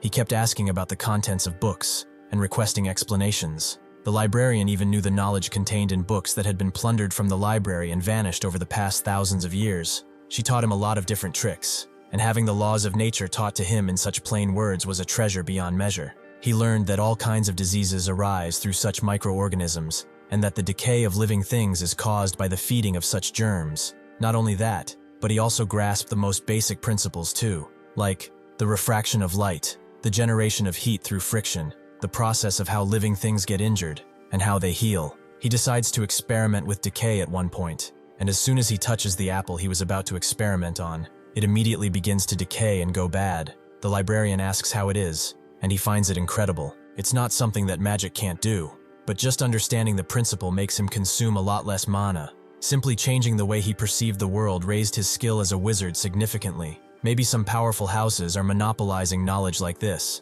If every wizard knew something like this, they'd lose their competitive edge, wouldn't they? The librarian says it's no wonder people's level of knowledge keeps dropping as time goes on. Now she kind of understands why. One day, Taran knows that it's about time he should leave, as the owner of this place has been openly giving him hints to get out of here. The librarian doesn't want to see him go, and wants to be taken with him, but she just flops through him as she tries to grab him. Taran asks if she can even leave, and she denies it. But can't he stay here, as she'll take good care of him? Taran passes, and she knows that he is not going to stay, whatever the case. This land has a lot of God's legacy, so he should go look around once in a while. Maybe among them there's a spirit who might know even more than she does. Taran tells her not to worry, as he will come visit from time to time, and the librarian doesn't turn to him, noting that it's his choice, as she doesn't really care. Taran just smiles softly and tells her not to worry, as there are still a lot of books he hasn't read yet. As he begins walking out of the city, he thinks that, according to the continental map he got from the library, Zahar's base and real desert is east of Orem. He will head to Zahar and find more clues about his parents. He takes his time walking. There is no need to rush. After all, if the clues were going to disappear, they would have already vanished over the last 18 years he has lived, and if they are still there, then going a little later won't make them disappear either. As he continues walking through the forest, taking down monster after monster that comes his way, suddenly, he hears a large and rather crude neigh of a horse. He approaches the sound, and spots a downed person behind the horse, which is actually a monster. But seeing as how it has a saddle, is it protecting his owner? Two strange figures think that this is a real demon. What kind of pet monster is this strong? Taran wonders what's happening. Is the monster the one that's being attacked? Suddenly he spots that those two figures are dark elves. One of them tells the other to try to create an opening somehow. The other notes it's easy for him to say. They begin to chant together and use something that Taran has read about in the books, dark elf necromancy. He wonders if he should help, but the men lying over there may have been the one who attacked the dark elves first. Suddenly he sees one of the dark elves munching on a human hand. The woman tells him to give her some of that too, but he tells her to eat her own. She certainly must have taken some for herself already, right? Taran understands they were cannibals after all, right? He uses stealth, and as they begin to consume the hands in earnest, he unleashes a mighty rock through the male dark elf's head, shattering it completely. The woman barely registers what is happening as the guy's blood begins to drop on the ground, but she immediately tells her summons to gather. As they do, one of them manages to block Taran's next strike almost immediately. She sends the bull in the direction from which the strike was coming from, and the bull charges in, destroying the entire forest. However, the dark elf woman knows that he used stealth too, so let's see if he can still hide after this. She summons a spirit that can immediately see hidden things and manages to spot him, disabling his stealth. She immediately sets her summons onto him, but Turan smacks his hands together and opens his palms, revealing a flurry of fire that he crashes into the summons. The fox is taken out immediately, but the bull still charges in, forcing him to dodge. These guys are incredibly fast. It's a good thing he took one of them out beforehand. Suddenly, a summon grabs his ankle, munching on it and holding him in place. He kicks it away, but this gave enough time for the bull to come close enough so he gets thrown into a nearby tree, making him cough up blood and land roughly. The dark elf woman is giddy with pride. She will make him beg for his life. Suddenly though, the horse monster from before sucks the woman into her face and begins pummeling her into the ground. The woman summons her minions back, telling them to help her, and they begin doing so, giving Turan a wide berth to recover. The woman feels humiliated to be kicked around by a horse, but before she can even get up, another rock strike flies through the air at incredible speeds and takes off her head, ending the fight completely. The summons naturally disappear. Turan lands on one leg, thinking that this took a lot out of him more than he ever expected. The monster horse comes closer to him, smelling his hair, and basically offering a sign of worry. Turan pets the horse gently, thanking her for her help, as he would have probably died without it. As the moon lights up the forest, the man, too, wakes up near a fire, a bit confused by the situation. Turan is glad to see him awake and explains that he saw him being attacked by dark elves and saved him. The horse, Tili, also comes closer, glad to see that her master is awake. Turan says he has a pretty good horse. Not only did it understand that it had to protect its master, but even that it needed to move to a safer space. The man thanks Turan for saving him. He is Asus of Hausberg. Turan also introduces himself and asks if there was any particular reason he came into conflict with the Dark Elves. Asus explains that there wasn't. He was simply on a pilgrimage with his retainers when they suddenly ambushed them without any provocation. He heard that those other races were savages, but he never imagined they would be this bad. He begins to cry earnestly as he mourns the people he lost and apologizes, as those people were very precious to him. Turan asks if they were family, but Asus explains they were the knights and servants who came on this pilgrimage with him. They practically raised him since he was little. Turan is surprised that he is such a good person, and asks if he knows how many dark elves attacked him. He killed 2 of them. Asus thinks it should be all of them, as he did not see any more, but just to confirm, Turan searches around the forest, and alas finds no dark elves nearby. Asus bows his head, and asks if he has any urgent business right now. Turan notes that he is in the middle of a pilgrimage himself. Asus is surprised to hear that. Despite having such power, he's on a pilgrimage. Could he be the child of some great house? But then why is he alone? Turan thinks it would be quite difficult to explain, and he is not that strong. He only managed to ambush one and take him down, then barely fought off the other with the help of his horse. Suddenly, Turan lets out his mana, and Asus subconsciously does the same. It's a form of greeting to wizards after all, and Turan can see that they are basically equal. This man has an unexpected amount of mana. If he hadn't absorbed the dark elves when he did, he would have even had less than him. Asus thinks that, honestly, his raw mana alone isn't at a level where he would be overwhelmed by 2 necromancers, which means, conversely, that he must have been a noble born from a powerful bloodline. If he is on a pilgrimage, then he probably hasn't reached his growth limit just yet. But why would someone like him be traveling alone? Asus notes that if he doesn't have a fixed destination yet, would it be alright for him to invite him to Hausberg? He would like to repay him for saving his life and escort him safely back to his house. Since they of Berg are enchanters, vessels of the Arabian, the great house to the north, and the bloodline that has crafted magical tools for entire generations. He wants to make the finest magic tool worthy of someone who saved his life. After a while, they bury everyone who has died. Asus turns to him and thanks him for not mocking him. He is a noble, and yet he cried at the secret sacrifices of his subordinates. That was pathetic of him, wasn't it? Turan asks why he thinks that's pathetic, and Asus notes that it's what his father has taught him. Those who fell in righteous battle shall dwell in the heavenly palace with the gods. To grieve them would be unkind and weak. A true noble must move forward, standing upon that sacrifice, but if not grieving over a family member's death is strength, then he doesn't think he could ever become truly strong. Turan smiles and tells him that's not a sign of weakness. It's one of the kindest things he's heard. Asus thanks him and notes that, since they are going to be traveling together anyway, would it be alright if he spoke more comfortably with him going forward, as the age difference between them isn't that great either? Turan agrees, and Asus says he looks forward to working with his new friend, extending a hand. Turan looks at it a bit. A friend, huh? He takes the hand, noting that he looks forward to it as well. Asus thinks that they should rest before continuing, but Turan wonders why he pulled this thing out. Asus opens it and explains that it's a cold storage chest. He's kept several things in it from the last time they were in the city. Turan asks if it's always cold, and Asus agrees. As such, that thanks to it, most foods can be stored for about a week without an issue. Cold food can be reheated, and if he presses this button, water comes out. This magical tool creates shelter from gatherwood, and this other one sounds an alarm when anyone approaches. Also, what he is wearing is also a magical tool with a self-cleaning function. From what Turan knows, magic tools aren't common at all, so this is pretty impressive. Just that one set of clothing alone will be worth saving his life already, but Asus tells him that his life is worth way more than this. When he returns to the main house, he promises to reward him with far better things. If they won't allow it, he will have to make it himself, and there is something far greater than these things. During the short time they've traveled together, he's seen so many types of his magic that he's lost count. Animal control, freezing, levitation, liquid manipulation, enhancement, luminescence, restraint, instant death, terrain transformation, even lightning strikes. Did he spend his entire life just practicing magic? Or is it perhaps just some kind of bloodline ability that lets him master anything he wants? Turan doesn't know how to answer. He just can. That's it. He knows that they thought they agreed not to pry into which family he comes from, but Asus was just kidding.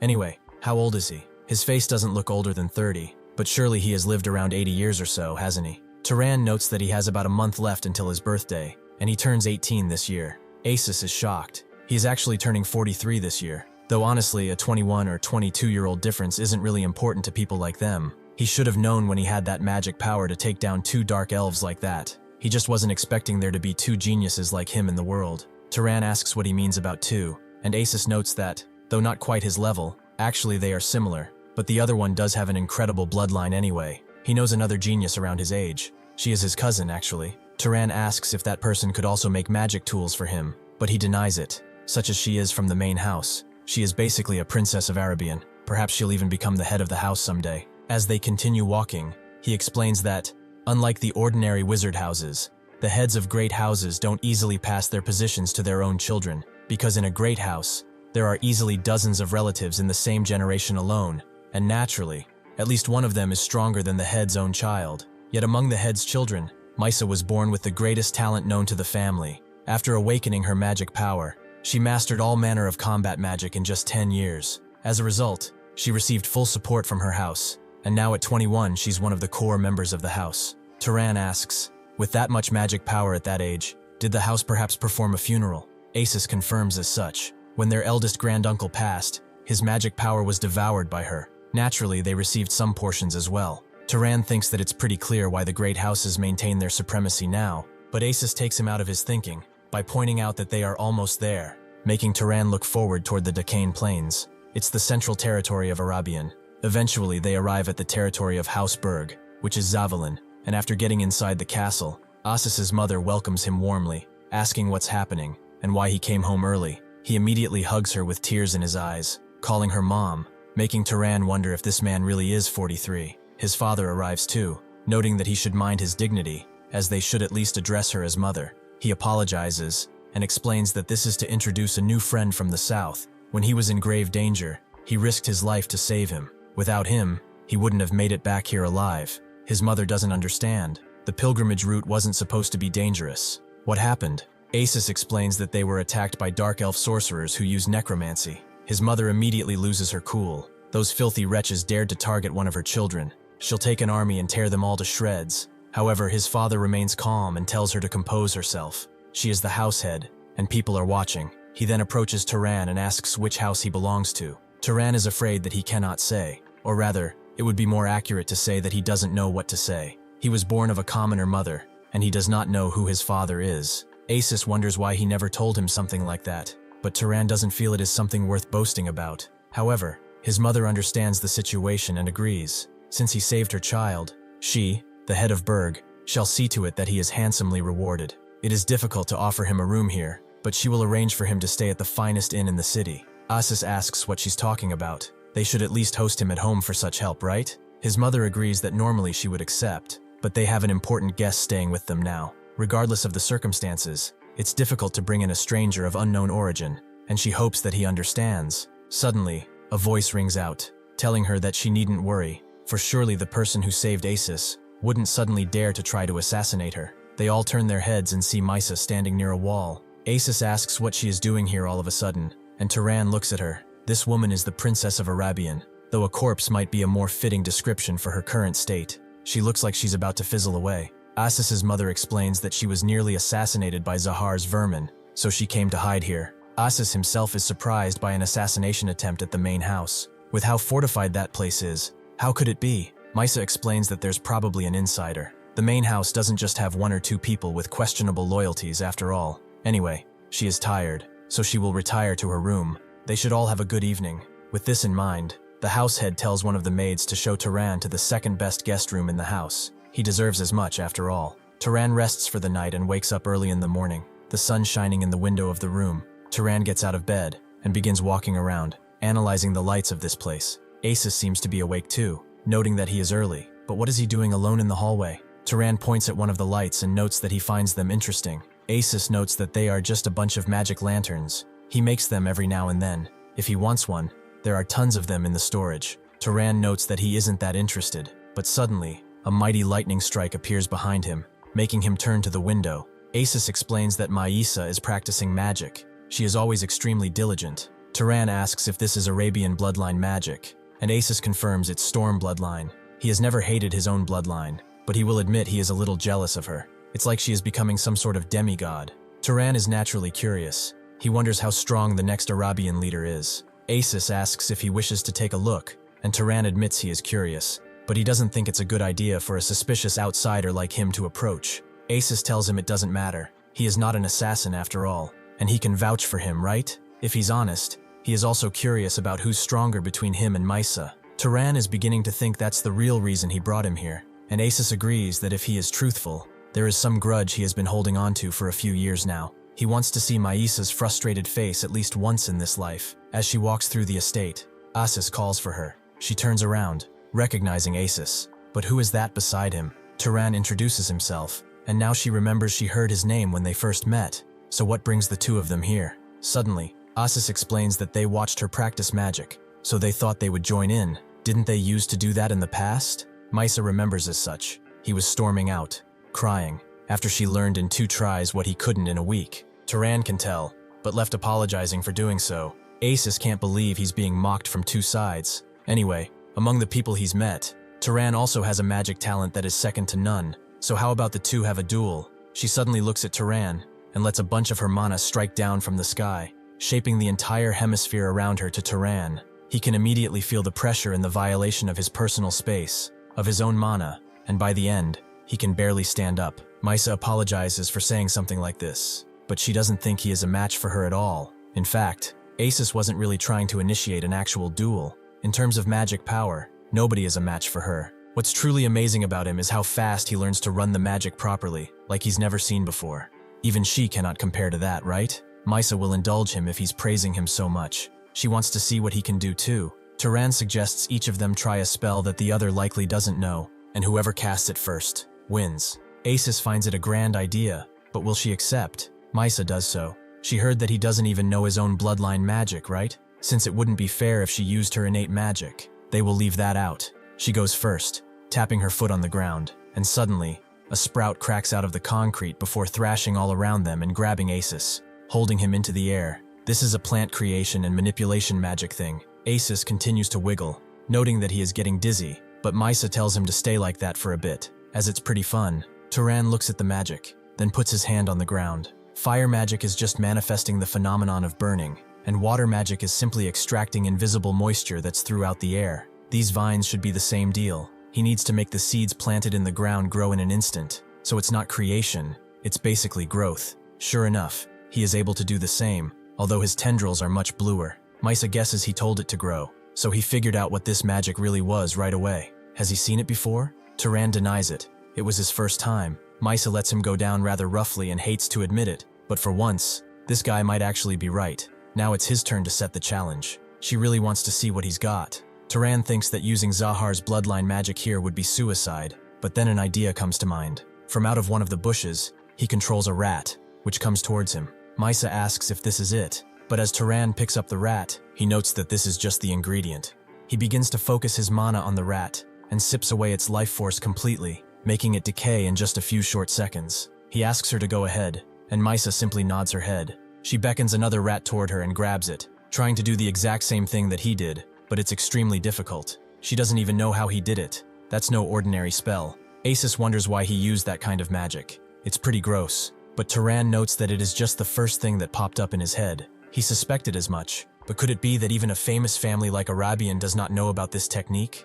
Asus tells Misa that it's not really working, is it? Should they give the win to Turan then? She tells him to shut up and let her concentrate. Does he really think she can't pull something like this off? She begins to do so, thinking that, when using magic causality, it is an extremely complex factor. If the phenomenon one wants to produce is something natural, and if the users clearly understand the cause of the magic effect, and the amount of mana used matches the phenomenon, then among these, the ability to perceive the phenomenon's cause is a key factor that influences both the success rate and mana consumption. One way to compensate for the lack of causality when casting magic spells is to pour in a ton of mana, making up for the inefficiency with sheer brute force. That is what Maisa is doing now. She's demanding the rat's decay while it still lives, and it begins to do so much roughly, and with lesser finesse than Turan, but she did it. She is out of breath, however, and as she holds the rat up to them, she immediately falls to the ground afterwards. Asus immediately becomes worried, and tells her to open her eyes,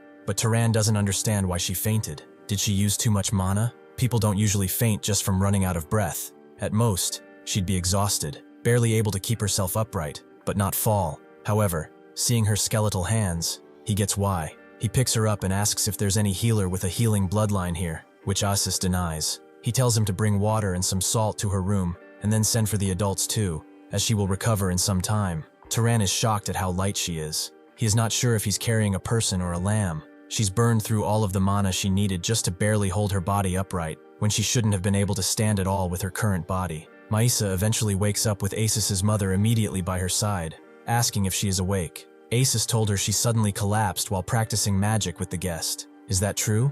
Maisa doesn't answer at first, and the family head asks if that man did anything to her. For now, they will keep a close eye on things, so she shouldn't worry. Maisa denies it adamantly. It's not his fault. It was just a small mistake on her part, so they should just leave her, as her head is already starting to hurt. The family head reluctantly agrees that she made some soup. She knows she doesn't eat because of her magic, but she should think of her health too. She will leave it here, so she should at least try it, and eat a little. With that, they leave, and Maisa reluctantly tries to eat. But as soon as the food touches her tongue, the visions immediately crawl back, corpses begging her to save them, as if anyone can do it. It's her. She drops the bowl of soup on the ground roughly, shattering it, and clenches the bedding before clutching her head in both of her arms, not knowing what to do anymore. If she keeps going on like this, surely in just a few months she will die. Turan is being held in the temple of the crippled goddess, which is underground, beneath the Berg family residence. The man who was assigned to hold him explains that both the walls and doors are solid. There's not a single crack, as if they've been hardened over centuries like trained muscle. He should forget about trying to break out. This is Karam Burke. Turan understands, but he wasn't even thinking about escaping anyway. But Burke emphasizes that it's solid, like extremely solid, snake solid. Turan wonders if he's bragging or something, but then Burke just begins swinging his sword around, confusing Turan. What's he doing? Burke notes that he's just training, and continues doing his movements, which are precise, surprising Turan. He barely moved. Every movement was the minimum setup for the next burst of strength. Is this the efficiency of a truly trained body? He continues watching, but Burke then notices he is staring, which makes Turan ask if he got in the way. Burke denies as such, but what did he see in those movements just now? Turan is a bit confused that he got in his personal space, and notes that he thought it was rather incredible. Burke understands most nobles see martial arts as beneath them since it's far easier to attack from a distance with magic. That is only because their bodies are weak, because their minds cannot control their bodies. They rely on cheap tricks instead. Turan explains that unless one's got a combat-specialized bloodline like the Hercules line, it just makes more sense to focus on magical power, right? But sooner or later trials come one's way, where they are forced to face things whether they like it or not. Hearing this, Burke hands him the blade, telling him to take it. Didn't they lock him up because he thought he was suspicious? Is he sure he wants him to have a weapon? Burke tells him it doesn't matter. It's just a piece of iron. Only when wielded by the right person does it truly become a sword. With his weak body right now, he couldn't cut him even if he tried. Turan wonders what he is supposed to do with a sword, but Burke sees him figuring it out. actually manifesting magic alongside wielding it.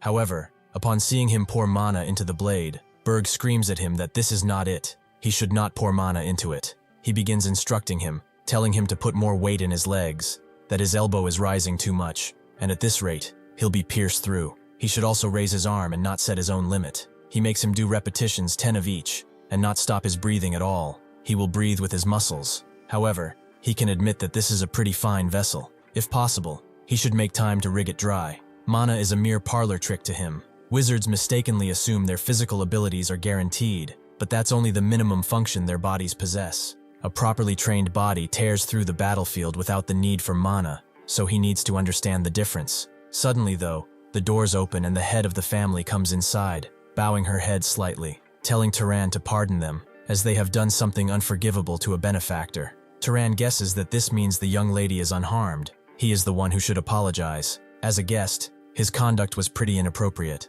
The head of the family also notes that Misa wanted to give him a proper apology too. Would he happen to have some time? After going to her room, Misa notes that this is pretty troublesome. He heard he was trapped in the temple because of her. She apologizes for causing such a commotion. Turan notes that it was necessary. He is just glad that she is safe. Misa nods and asks him about the magic from yesterday, the one that makes animals rot. Is that perhaps some undisclosed bloodline magic? That mana consumption was absurd. Did he lie? Turan denies ever lying.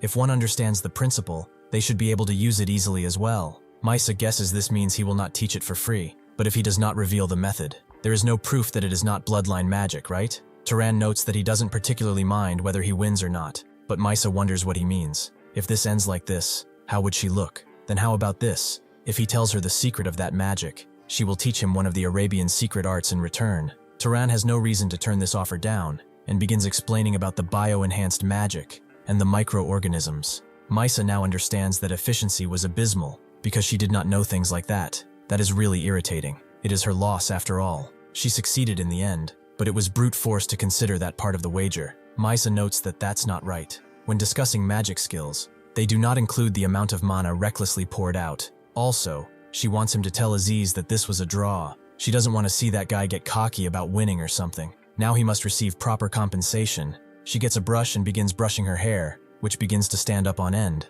As he can see, when objects rub like this, they attract each other. Before she can answer, Turan does so for her. It's static electricity, right? She's surprised that he knew. This alone is one of the quite profound secret arts. Well, she'll have to think a bit more about how to repay him, but until sufficient compensation comes, how about they train together from now on? This is just to repay her debt to him, not because she particularly needs it or anything. Turan agrees. They will start tomorrow then, and meet in the garden in the evenings. Turan joins the family at the dinner table, and the head notes that this is not much, but he should eat his fill. Aziz wonders why they prepare so lavishly. He's never seen things like this even on his birthday. Anyone who sees this would think the Lord of Arabian himself would visit. The head tells him to shut up, and Turan notes that this is in no way an ordinary meal, but he will not say anything. The head wishes to continue their talk from earlier. His son promised a powerful magical tool as the price of his own life, right? Turan confirms as such, and the head asks if he has anything specific in mind.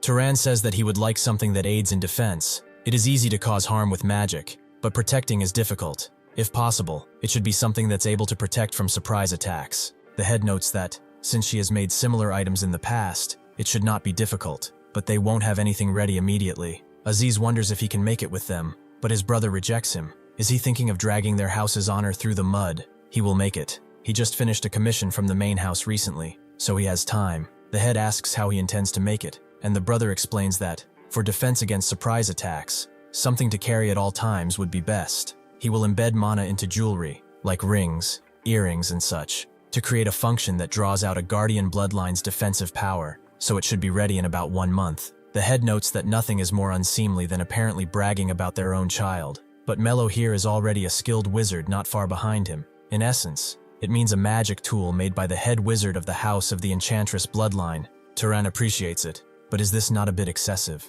The head notes that if this is excessive, it would mean her son's life is not worth that much, so she will not skip out on any expense. Then, for the next month, he may stay as a guest. He should make himself at home and live comfortably. As they walk through the streets, Aziz tells him that it seems his mother has taken quite a liking to him. Actually, he spoke with her before bed yesterday and talked more about him. His magic talent doesn't fall far behind Misa's, and on top of that, he never neglects training. Originally, the mother wanted to stop looking down on him by thinking he's just a wandering noble without proper backing.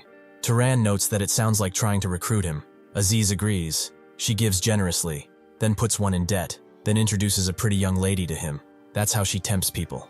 In fact, there are several adults in the house who join that way, but he shouldn't worry too much. The magic tool is just something nice to buy his favor. He won't be forced to marry, even if he wants the magic tool. He also wonders if he has anything planned for the day, and Turan explains that he has training with Misa in the evening, but since it's in the evening, Aziz notes that there's still plenty of time. He should patrol with him instead, as Zavili may not be the capital, but there's still plenty to enjoy. Surely he wasn't planning to hold up in a corner training on a day like this. Turan confirms that he was, but Aziz just drags him away, noting that life is too short not to enjoy. They go to all sorts of places, casinos, bars, through the markets, but then Turan sees something, a poster which seems very similar to Kaorn.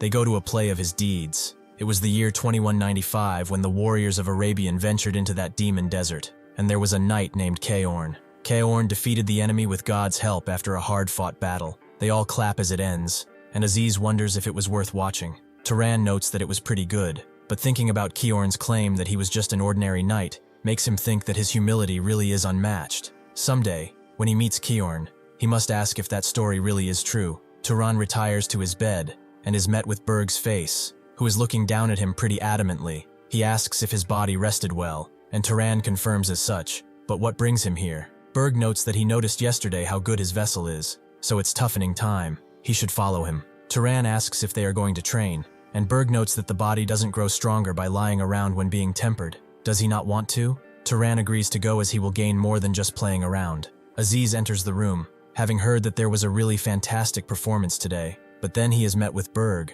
who is apparently his uncle. He explains that they are headed to training, and he must also temper that weak body of his. Will he come? Aziz immediately denies, sheepishly making up an excuse about having just come back, and immediately runs away, making Turan wonder why he is acting like that. However, after a few minutes, he realizes why. Berg just put a bunch of weight on top of him, and is making him do half push-ups, telling him that his mind is being dominated by his body's weakness. After one more push-up, Berg tells him that this is enough. With Turan almost being dead, Berg asks if this is tiring, and Turan very much agrees. Berg notes that he is at least a wizard, so doing this once is enough. He should count himself fortunate. Turan wonders if it's different if one is not a wizard, and Berg confirms as such. An ordinary body weakens again over time, even after being tempered once. He needs constant trials to maintain it, but wizards have mana, maintaining their bodies in optimal condition, so once forged into steel, it does not weaken. Well, he must be fully rested by now, right? He knows his body does not lie.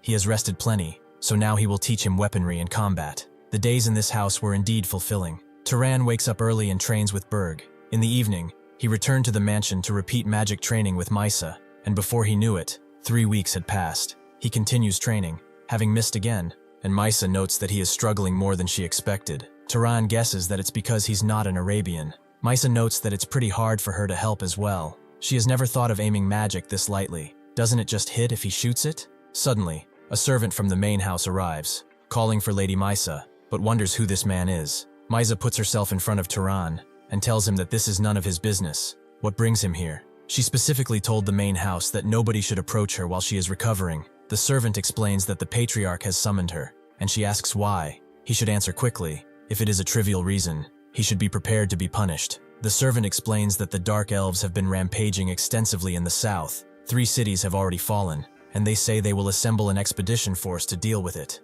Turan wondered when this was going to escalate, but it seems that the time is now. Misa understands and tells the servant to tell everyone that she will be ready soon.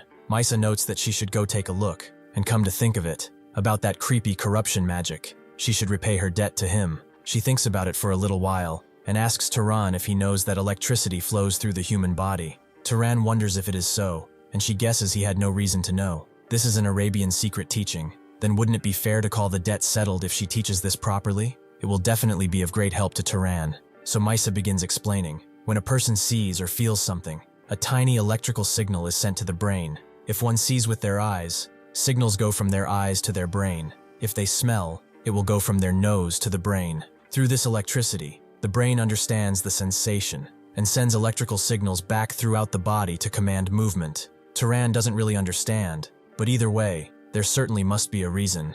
The library's materials were the same at first. Perhaps this is part of nature laws that Arabian has passed down. Misa asks what he thinks would happen if one accelerates this electricity with magic, and Turan guesses the speed at which they perceive and react will become faster. She confirms as much, but honestly, he should be a scholar instead of doing something like this, where she will demonstrate right away. She is curious at how quickly he'll learn. After instructing him a bit more, Turan begins to practice too. He feels the minute electricity that is flowing through his entire body. If he makes the lightning transmitted to the pathway even faster, then he can feel it. His eyes are awakened with power, and he can even see the minute flaps of a butterfly right in front of him. It's like the world has stopped, or almost stopped, but then he is hit with a massive headache. Maisa scoffs, as it seems that he has succeeded. That's just what happens when one uses large amounts of mana recklessly. He'll probably have a headache and find it hard to adjust at first, but once he gets used to it, he'll be able to maintain it for quite some time. Turan believes that this is far too much compared to what he has given, but Maisa tells him that this is just an investment, since he does seem to have a lot of talent. Later, if he comes to know greater magic, she will have to collect not only what she gave him, but everything he owes her. With that, she flies away, leaving Turan to wonder what the hell she even meant. The next day, in Morgan City, in the Darkkine Plains, everyone cheers as the expedition begins parading, with Aziz noting that this is a deployment ceremony against the Dark Elves, but it also looks like a triumphal march or something. They are pretty enthusiastic. They also see Maisa, who is atop a horse in some armor, and he waves, but his father tells him that as a noble, he should maintain his dignity. Suddenly though, someone screams that a househead is entering, and the man does not march on a horse, but simply walks. Turan finally sees the current head of House Arabian, Badal Arabian. Turan notes that his complexion seems to be quite poor. Could he be in ill health perhaps? Aziz notes that he heard rumors that, long ago, he fought with Zahar's househead and suffered grave injuries, but it was really long ago. Perhaps it's just his age. Suddenly Badal puts his hand up, and dark looming thunderclouds begin to cover the sky. He tells everyone to trust that he is behind them and to advance. This is the strength of Arabian. He makes the thunderclouds activate, thundering the entire sky, and everyone cheers. Turan looks more analytically, so this is the strength of Arabian. Even with the body in poor condition, he is already at the pinnacle of magic that can overturn the earth. Someday, he too will be like that. He does not say this with hope, but with certainty. After getting back to the main house, Mello gives Turan the magical tool. Even just carrying it increases his physical durability slightly, and when he channels mana into it, the degree increases further. Ultimately, it will reach a level similar to a guardian bloodline noble likely, but its mana consumption is severe too, so it's best not to maintain it for long. Turan notes that this is a truly remarkable treasure, and Mello agrees. An item of this caliber is rare even among great houses. It's an unusually well-made piece. The head of the family approaches Turan and asks if he has given any thought to formally joining their house. Turan thanks her for the offer once again, but he fears it may be difficult. She expected as much. Aziz told her that he was a person with much to do who cannot stay in one place. He would forgive her for asking again. Turan bows his head, noting that he will not forget the treatment he has received here. Aziz and the Berg family will be his friends forever. After getting accommodation, he is met by Aziz and Berg. Berg hands him what seems to be a knife, a magical tool. It has no extraordinary function or anything, but it is durable and sharp. Turan bows his head, thanking him, and calls him a teacher, which seems to please Berg, and he walks away. Aziz too puts a cloak over him, and Turan asks what this is. Aziz notes that he did say previously that he envied his clothes. They do not get easily soiled, and slight tears repair themselves too. There are shirts and pants too. He is a good friend after all, not merely because he saved his life, but because spending time with him and seeing how he lives has given him much to think about. So then, where does he plan to head next? Turan guesses that it's east, and Aziz understands. Carmine? He has been there himself. If he can't afford it, he should not take a ship. The waves are truly the worst. Wine glasses dance in them too. Turan thinks that beyond those waves lies Zahar's land, the Anreal Desert, but he cannot tell him that. Aziz notes that a stubborn fellow like him won't starve to death wherever he goes anyway, so he should come back safely and earn his keep with that cloak, right? With that, he sets off on the main road, thinking that he is alone once again. Now he should do some running. He begins running extremely fast, to the point that the human eye cannot catch him, and he travels through places that would take people hours to get to in mere minutes, eventually stopping at a mountainside. He also smells smoke and campfire, but it is more repulsive, the smell of burning animal flesh. Suddenly, he happens upon a small hidden village that is completely in ruins. People are tied to posts left for the maggots to eat. He wonders if this was a bandit attack. The dark elves should not have come this far. He also feels something, a sense of a pulse of someone. He goes down to the house where he feels it and pulls the cellar doors open, seeing it's a little girl who immediately screams upon seeing him. Turan calms her down, telling her that he is no enemy, he just came to help.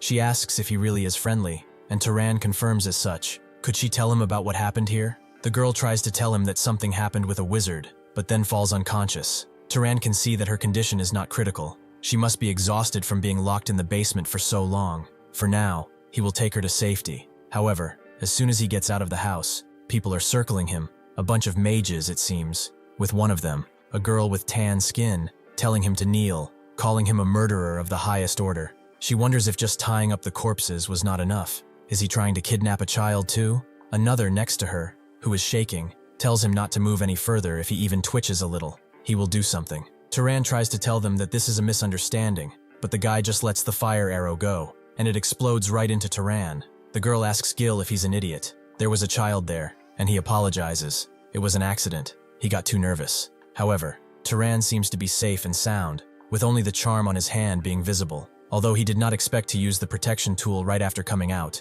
they are surprised to see that he blocked magic with just his body, it seemed like, and the girl wonders what kind of defensive magic that was. Is it a bloodline ability? Turan, now that he has their attention, tells them that he did not attack this village. He's saying it again. This is just a misunderstanding. However, if they attack again, he will have to retaliate. The woman looks at the girl in his hands and puts her bow down, thinking that there is no reason to stay here after causing such a tragedy and sparing only one child. She is Bison. He introduces himself, and Bison notes that, even if the circumstantial evidence says so, how can they trust him? Turan notes that they can talk directly to the child once she wakes up.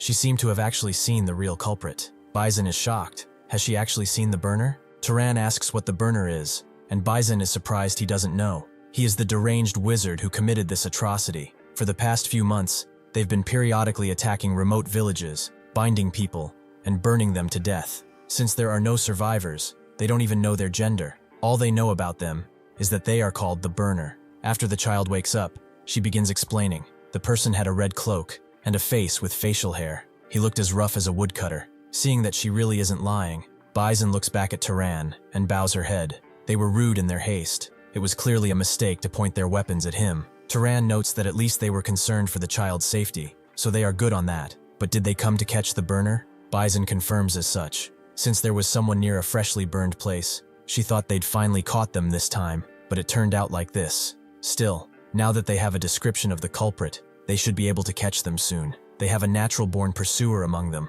Turan wonders if she is from House Zahar. What is she doing in such a place though? Bison immediately puts her hands out. She is a Carmine, Bison Carmine. She came from Avisha. These are her friends who are the house's vassals. This person, Asha, is a descendant of the generation of their ancestors, who mixed Zahar noble blood. Their bloodline manifested weakly, so they are skilled in search magic but lack talent in concealment. Her house calls them the primordial bloodline. That aside though, she has one request. Could he help them in hunting down the burner? She will be giving him the bounty on him, or she could also yield a share of her mana. After all, what she needs is to build a reputation. Turan asks if they even know how strong the burner is, and Bison guesses that he is likely a noble-level wizard.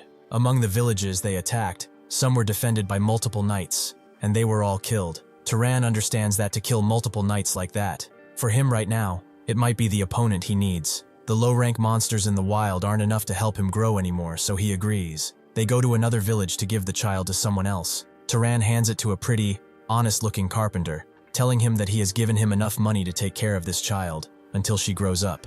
However, he will come back to check in a few years. Sensing the seriousness in his voice, the carpenter flinches lightly and promises that she will be taken care of. They go back to the burning village, and Asha uses her bloodline ability. As they begin walking, with her noting that they need to look around a bit more, they begin looking around the area, seeing the destroyed trees and such. Asha continues putting her nose to the ground, with Turan asking what exactly she is looking for right now. Asha explains that they first found the footprints of an adult male, and by the time it led to the main road, they picked up the smell of ash. If he had not changed clothes, ash would have clung to him. Turan thinks that she is quite a professional, because before she couldn't find him, because she didn't even know the gender, huh? However, that's when Asha screams that she found him, and begins running towards the spot. Eventually, they end up at a cave entrance, with Bison telling Turan that she should stay with her at the front. The rest will follow behind. Bison creates a small light orb, and they begin walking through the cave, with Bison asking Asha if there is someone inside. She confirms that there is,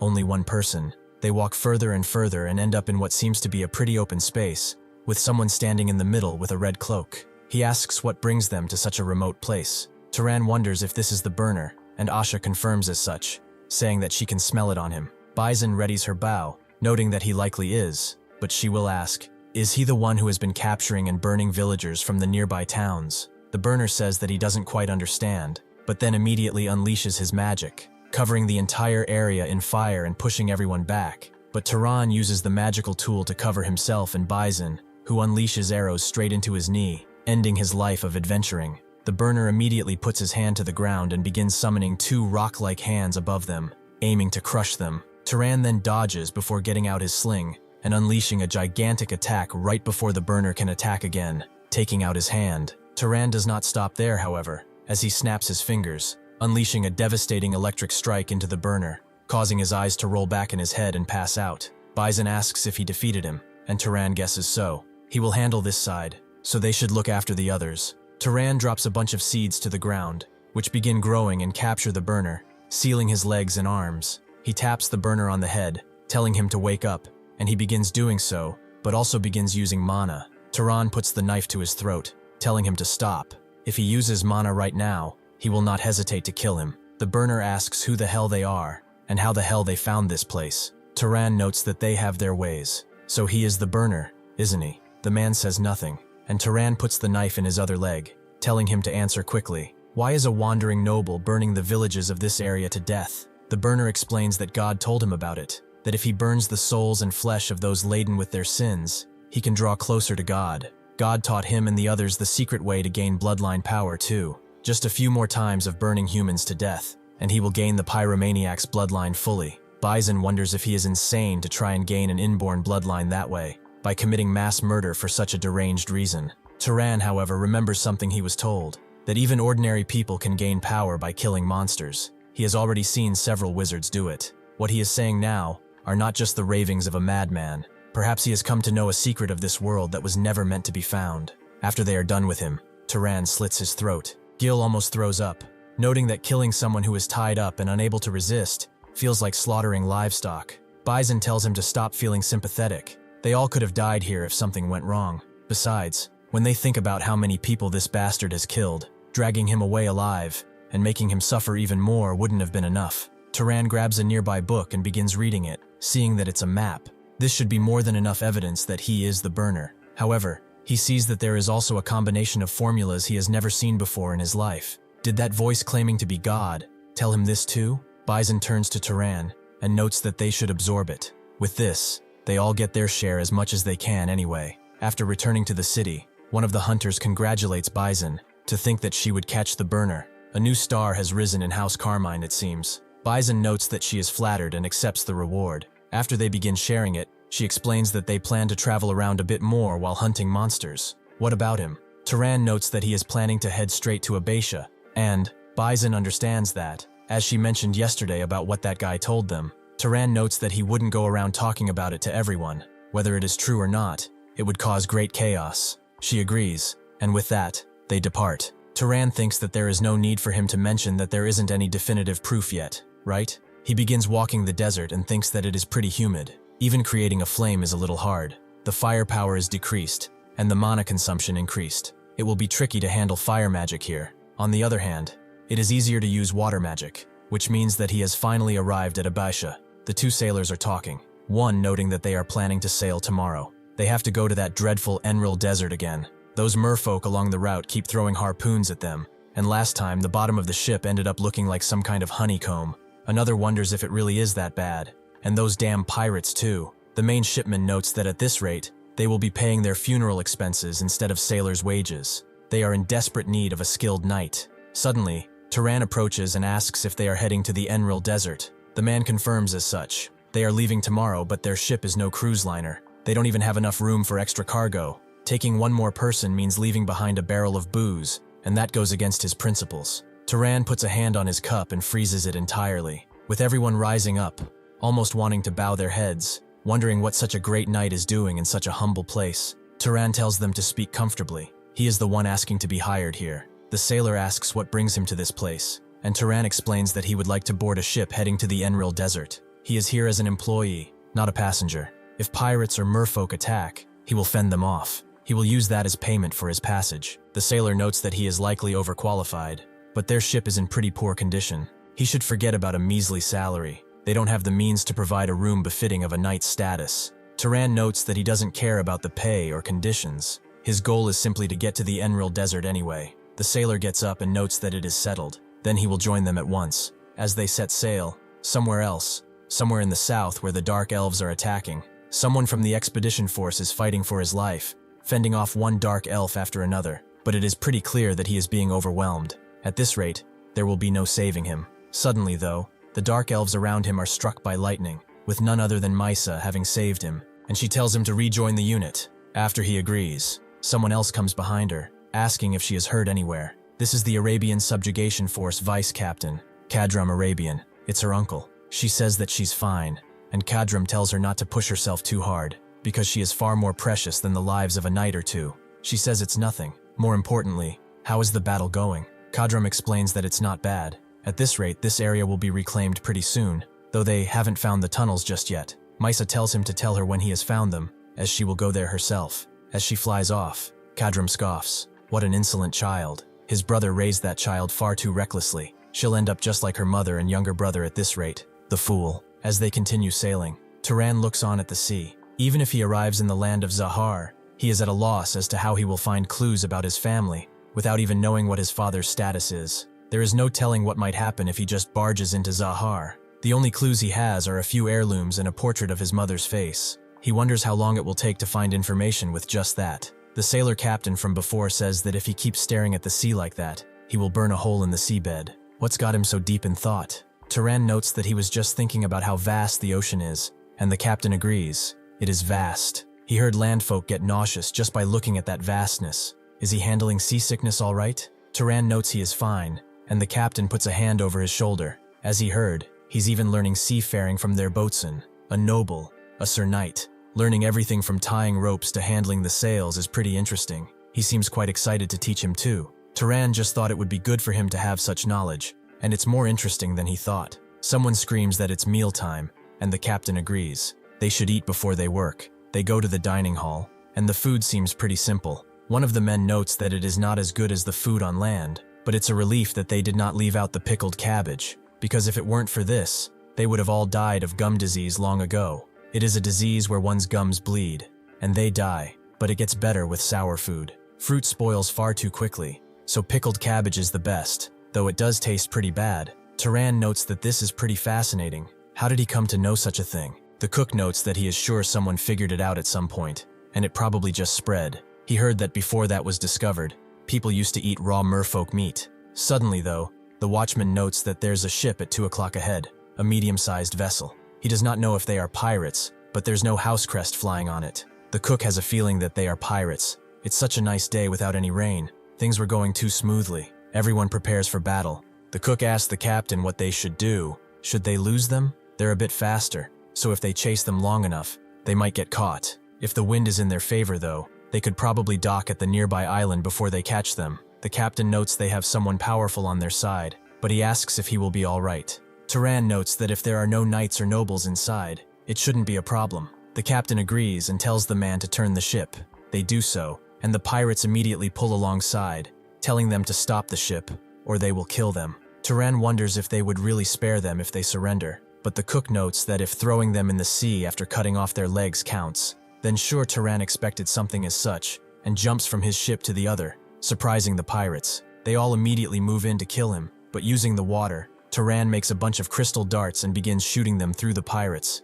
If he is against these kinds of evil people, there is no need for him to hold back, isn't it? The rest of the pirates freeze as they see the carnage in front of them, but one of them tells him not to be scared. If they do not kill him, they are the ones who will be dying anyway. With this, they are desperately charging towards him, but Turan isn't the least bit impressed. He pulls out a bunch more water from the sea and crafts a sword immediately, cutting off one of the pirates' heads, blocking 2 other strikes, killing the 2 that struck, and dodging a spear strike and a knife attack from behind. Someone else tries to kill him with a mace, but he dodges and breaks the form of his own blade, letting it fly like a whip that cuts through everything. One guy, who was not dead yet, immediately climbs onto him, aiming to kill him with a knife. But Turan does not seem to dodge at all, even as two other pirates charge in with their blades. The man who climbed onto him is shocked to see that he cannot pierce his skin, and neither can his mates. With this, Turan slaughters them all. He weaves through them left and right, leaving only behind their screams, a shower of blood, and their lifeless bodies all around the deck.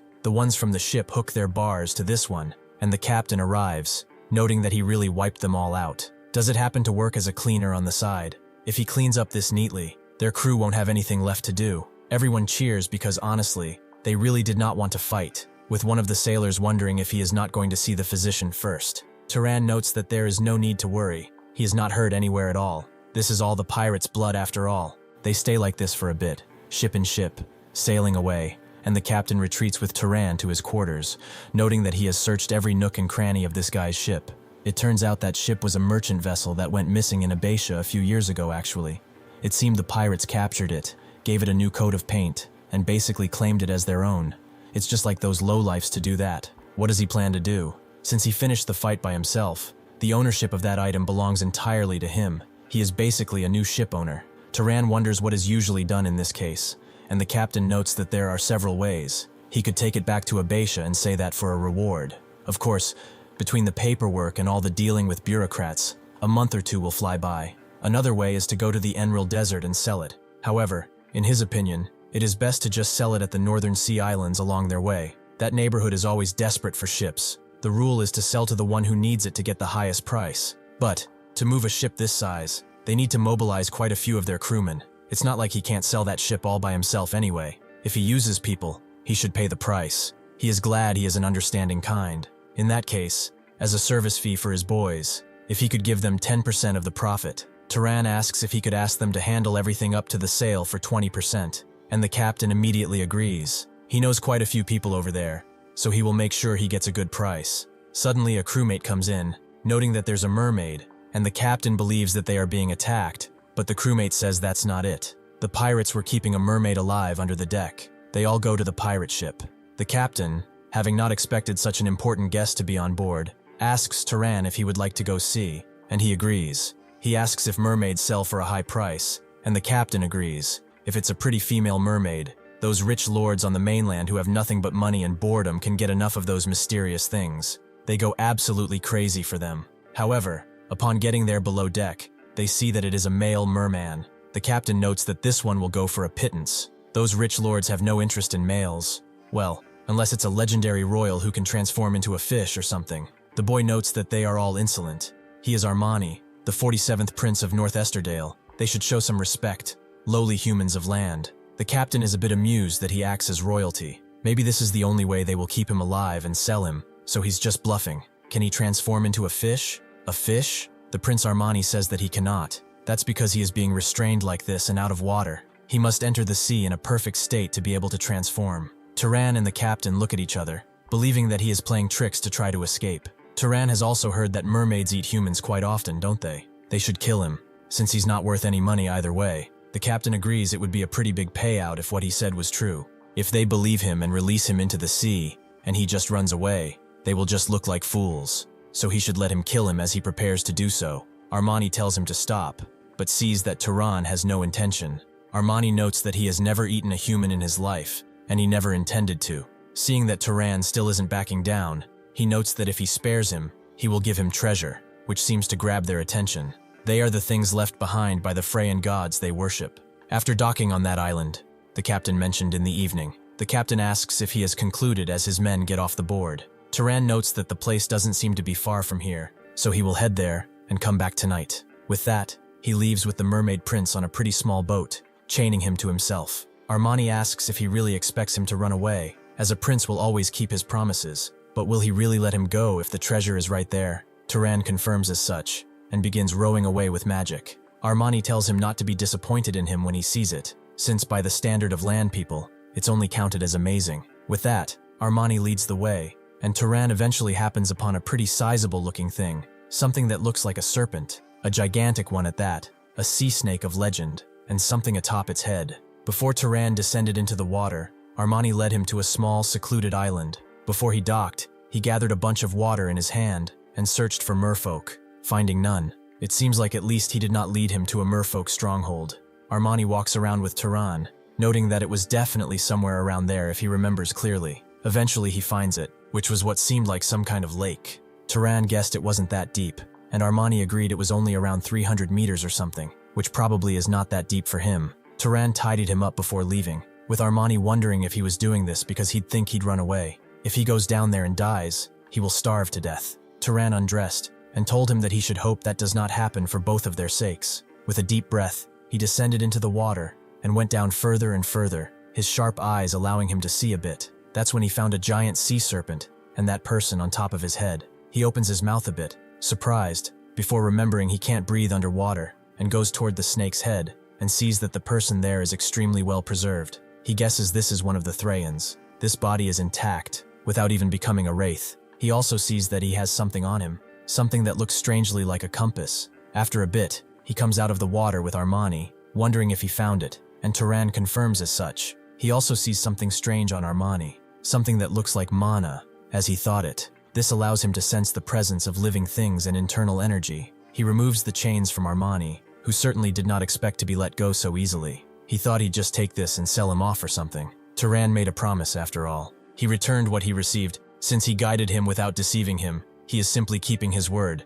Armani thanks him. He really is a kind demon. If they ever go to war with humans, he will tell his father not to touch him. Turan tells him to stop talking nonsense, and Armani jumps in the water, immediately transforming into a fish. It means that he really wasn't lying about being royalty, huh? Turan returns to the small island town. The crewmates on the captain's ship seem to be being punished with a whip by the cook, who notes that they should repeat after him, they will never be late again, and that insubordination means death. Turan wakes up wondering what this is about, and another explains that they're punishing the guys who crawled in late last night. Not only were they late, they even caused a ruckus at the harbor tavern.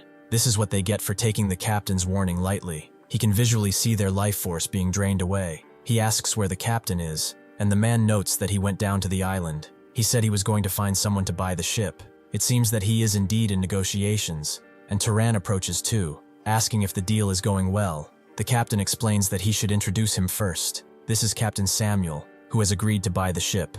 He has lost an eye, and this man has lost a hand, so the math checks out, right? Samuel introduces himself too, and notes that they agreed on 1,000 Zahar gold coins. Turan says that it is not bad, but there is a problem as he sits down. It is inconvenient to carry around gold coins. Could he perhaps receive magical tools, or holy relics of equivalent value? Samuel notes that such items cannot be found in a poor place like this. He will have to go to Komad. It is the second city of Zahar's territory. House Durman, who rules there, is of a tamer bloodline. He should get himself a decent monster there, since he already has plenty of money. Turan thinks about it. A beast that understands speech would be useful in his journey. After they keep sailing, one of the crewmates notes that this voyage was a real treat. The pirates just turn into money bags. It is all thanks to serving a descendant of God's people, meaning the Mage. Suddenly, though, the watchman notes that there are dark clouds ahead, and a storm is brewing. The calm seas immediately begin turning turbulent, and the cook tells everyone to unfurl the sails and move the cargo inside. The waves threaten to eat them whole, crashing into the ship roughly, making some people fall right into the sea. But before they can, Turan grabs all of them with his magic and puts them down, telling them to get inside as fast as possible. He unfurls the sails himself and moves the cargo in, allowing everyone to retreat inside of the ship. Naturally, it is pretty cold, and some are even shivering.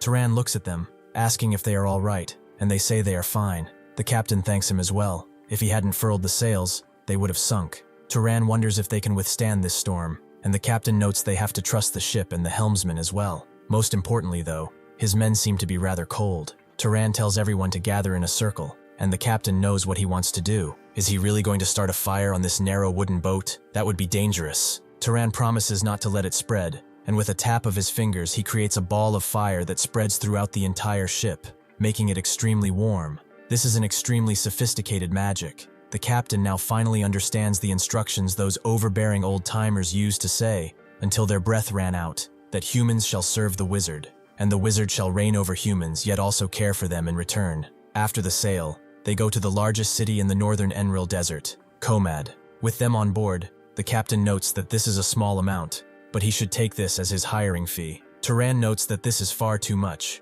They were also helping each other to begin with, The captain knows that the crew all earn a little less from their proceeds of sailing the ship. If he does not accept it, God will be angry with them. Turan understands where they are coming from. Then, if they meet again, he will treat them all to a proper meal. The captain notes that it would be an honor, and the sailors all thank him and wave at him, noting that they will never forget him. With a final bow, Turan makes his way through the city, which is pretty Arabic in a sense. Using his newfound power, he sees that someone has more life force than usual, which seems to be a guard. Turan immediately asks if he is a knight of House Durman, and the guard starts to sweat as his pupils widen. He bows his head to Turan, calling him Lord. Turan introduces himself as Turan from Abasha. He wishes to see the house head. The guard immediately leads him to that place, and Turan gets a new change of clothes, with the house head noting that it suits him pretty well. He is pleased to finally meet him. He is called Durman. He looks at him a bit and sees something, but says nothing at first, only asking what his name and house are.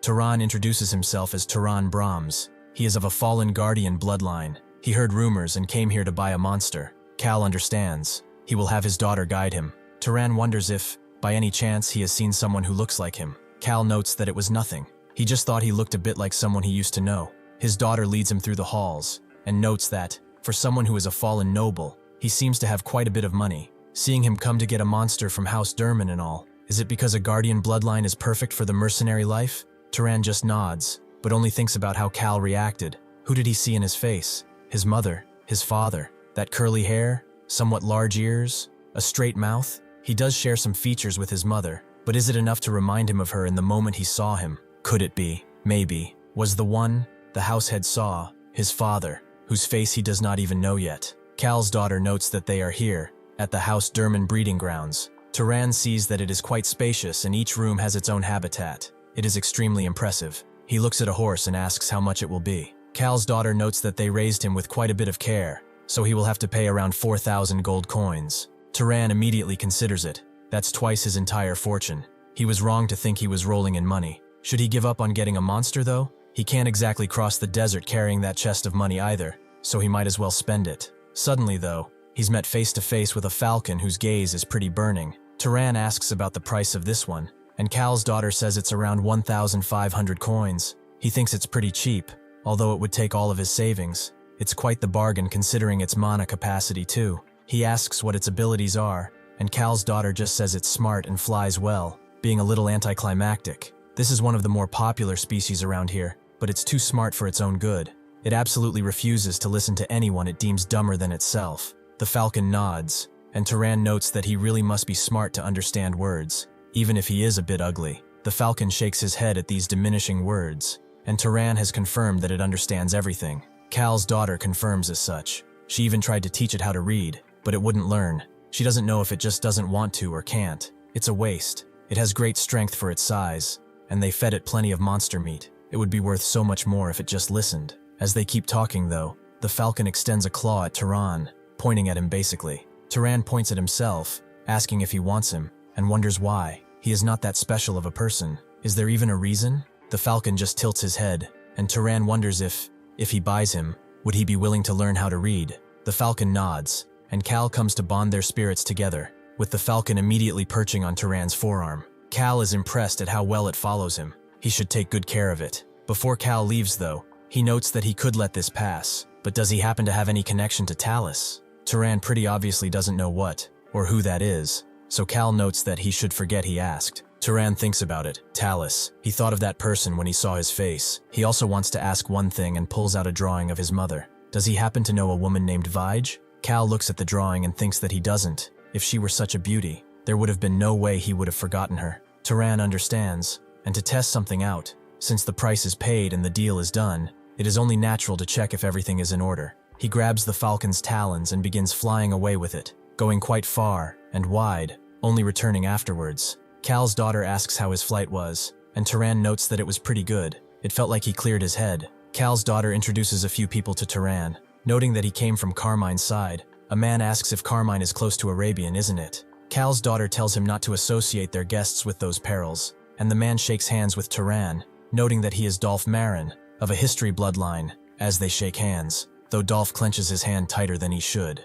Seeing that he is showing off his strength, Dolph notes that, as expected for a guardian, he is quite sturdy. The woman next to him is not interested in this brutish show of strength. She wonders where that picky eagle is. She came here because she wanted to see him. Turan told him to fly around nearby a bit, since he must have felt stifled after practicing his writing all morning. If he'd like, he could call him over. Turan does so, telepathically, and the eagle immediately arrives, perching on his forearm. The woman is surprised to see that it's true, and tries to pet him, but the eagle immediately pecks her hand, causing her to call him a bird brain. What on earth does she lack that he is acting like this? She could raise him much better than some fallen noble. The eagle wants to rip her head off, but Turan tells it to hold it in for now at least. Dolph and what seems like his wife begin talking over dinner, noting that it's been rather noisy lately because of the dark elf tribes to the west. He even heard that the Arabian subjugation forces commander is that skinny Miza. The woman says she hopes she gets assassinated this time. It will be quite the spectacle if that wench dies. She is nothing but skin and bones anyway, so she will probably die on her own. Dolph agrees. She's such a hideous sight to behold. He feels sorry for whoever ends up being her husband. The woman notes that, still, those guys have it easy since they have a successor. They don't know if it will be Ram, Alma, or Purga. She wishes Thales would just make a clear decision already. Confused, Turan asks what kind of person Talus is, with Cal's daughter telling him that Talus is the househead's younger brother and the current second in command of Zahar. He is essentially the one leading the house. Lastly, she asks Turan if he has any connection with Talus, to which Turan thinks that his father may be a bigger deal than he thought. Thank you for watching. See you next time.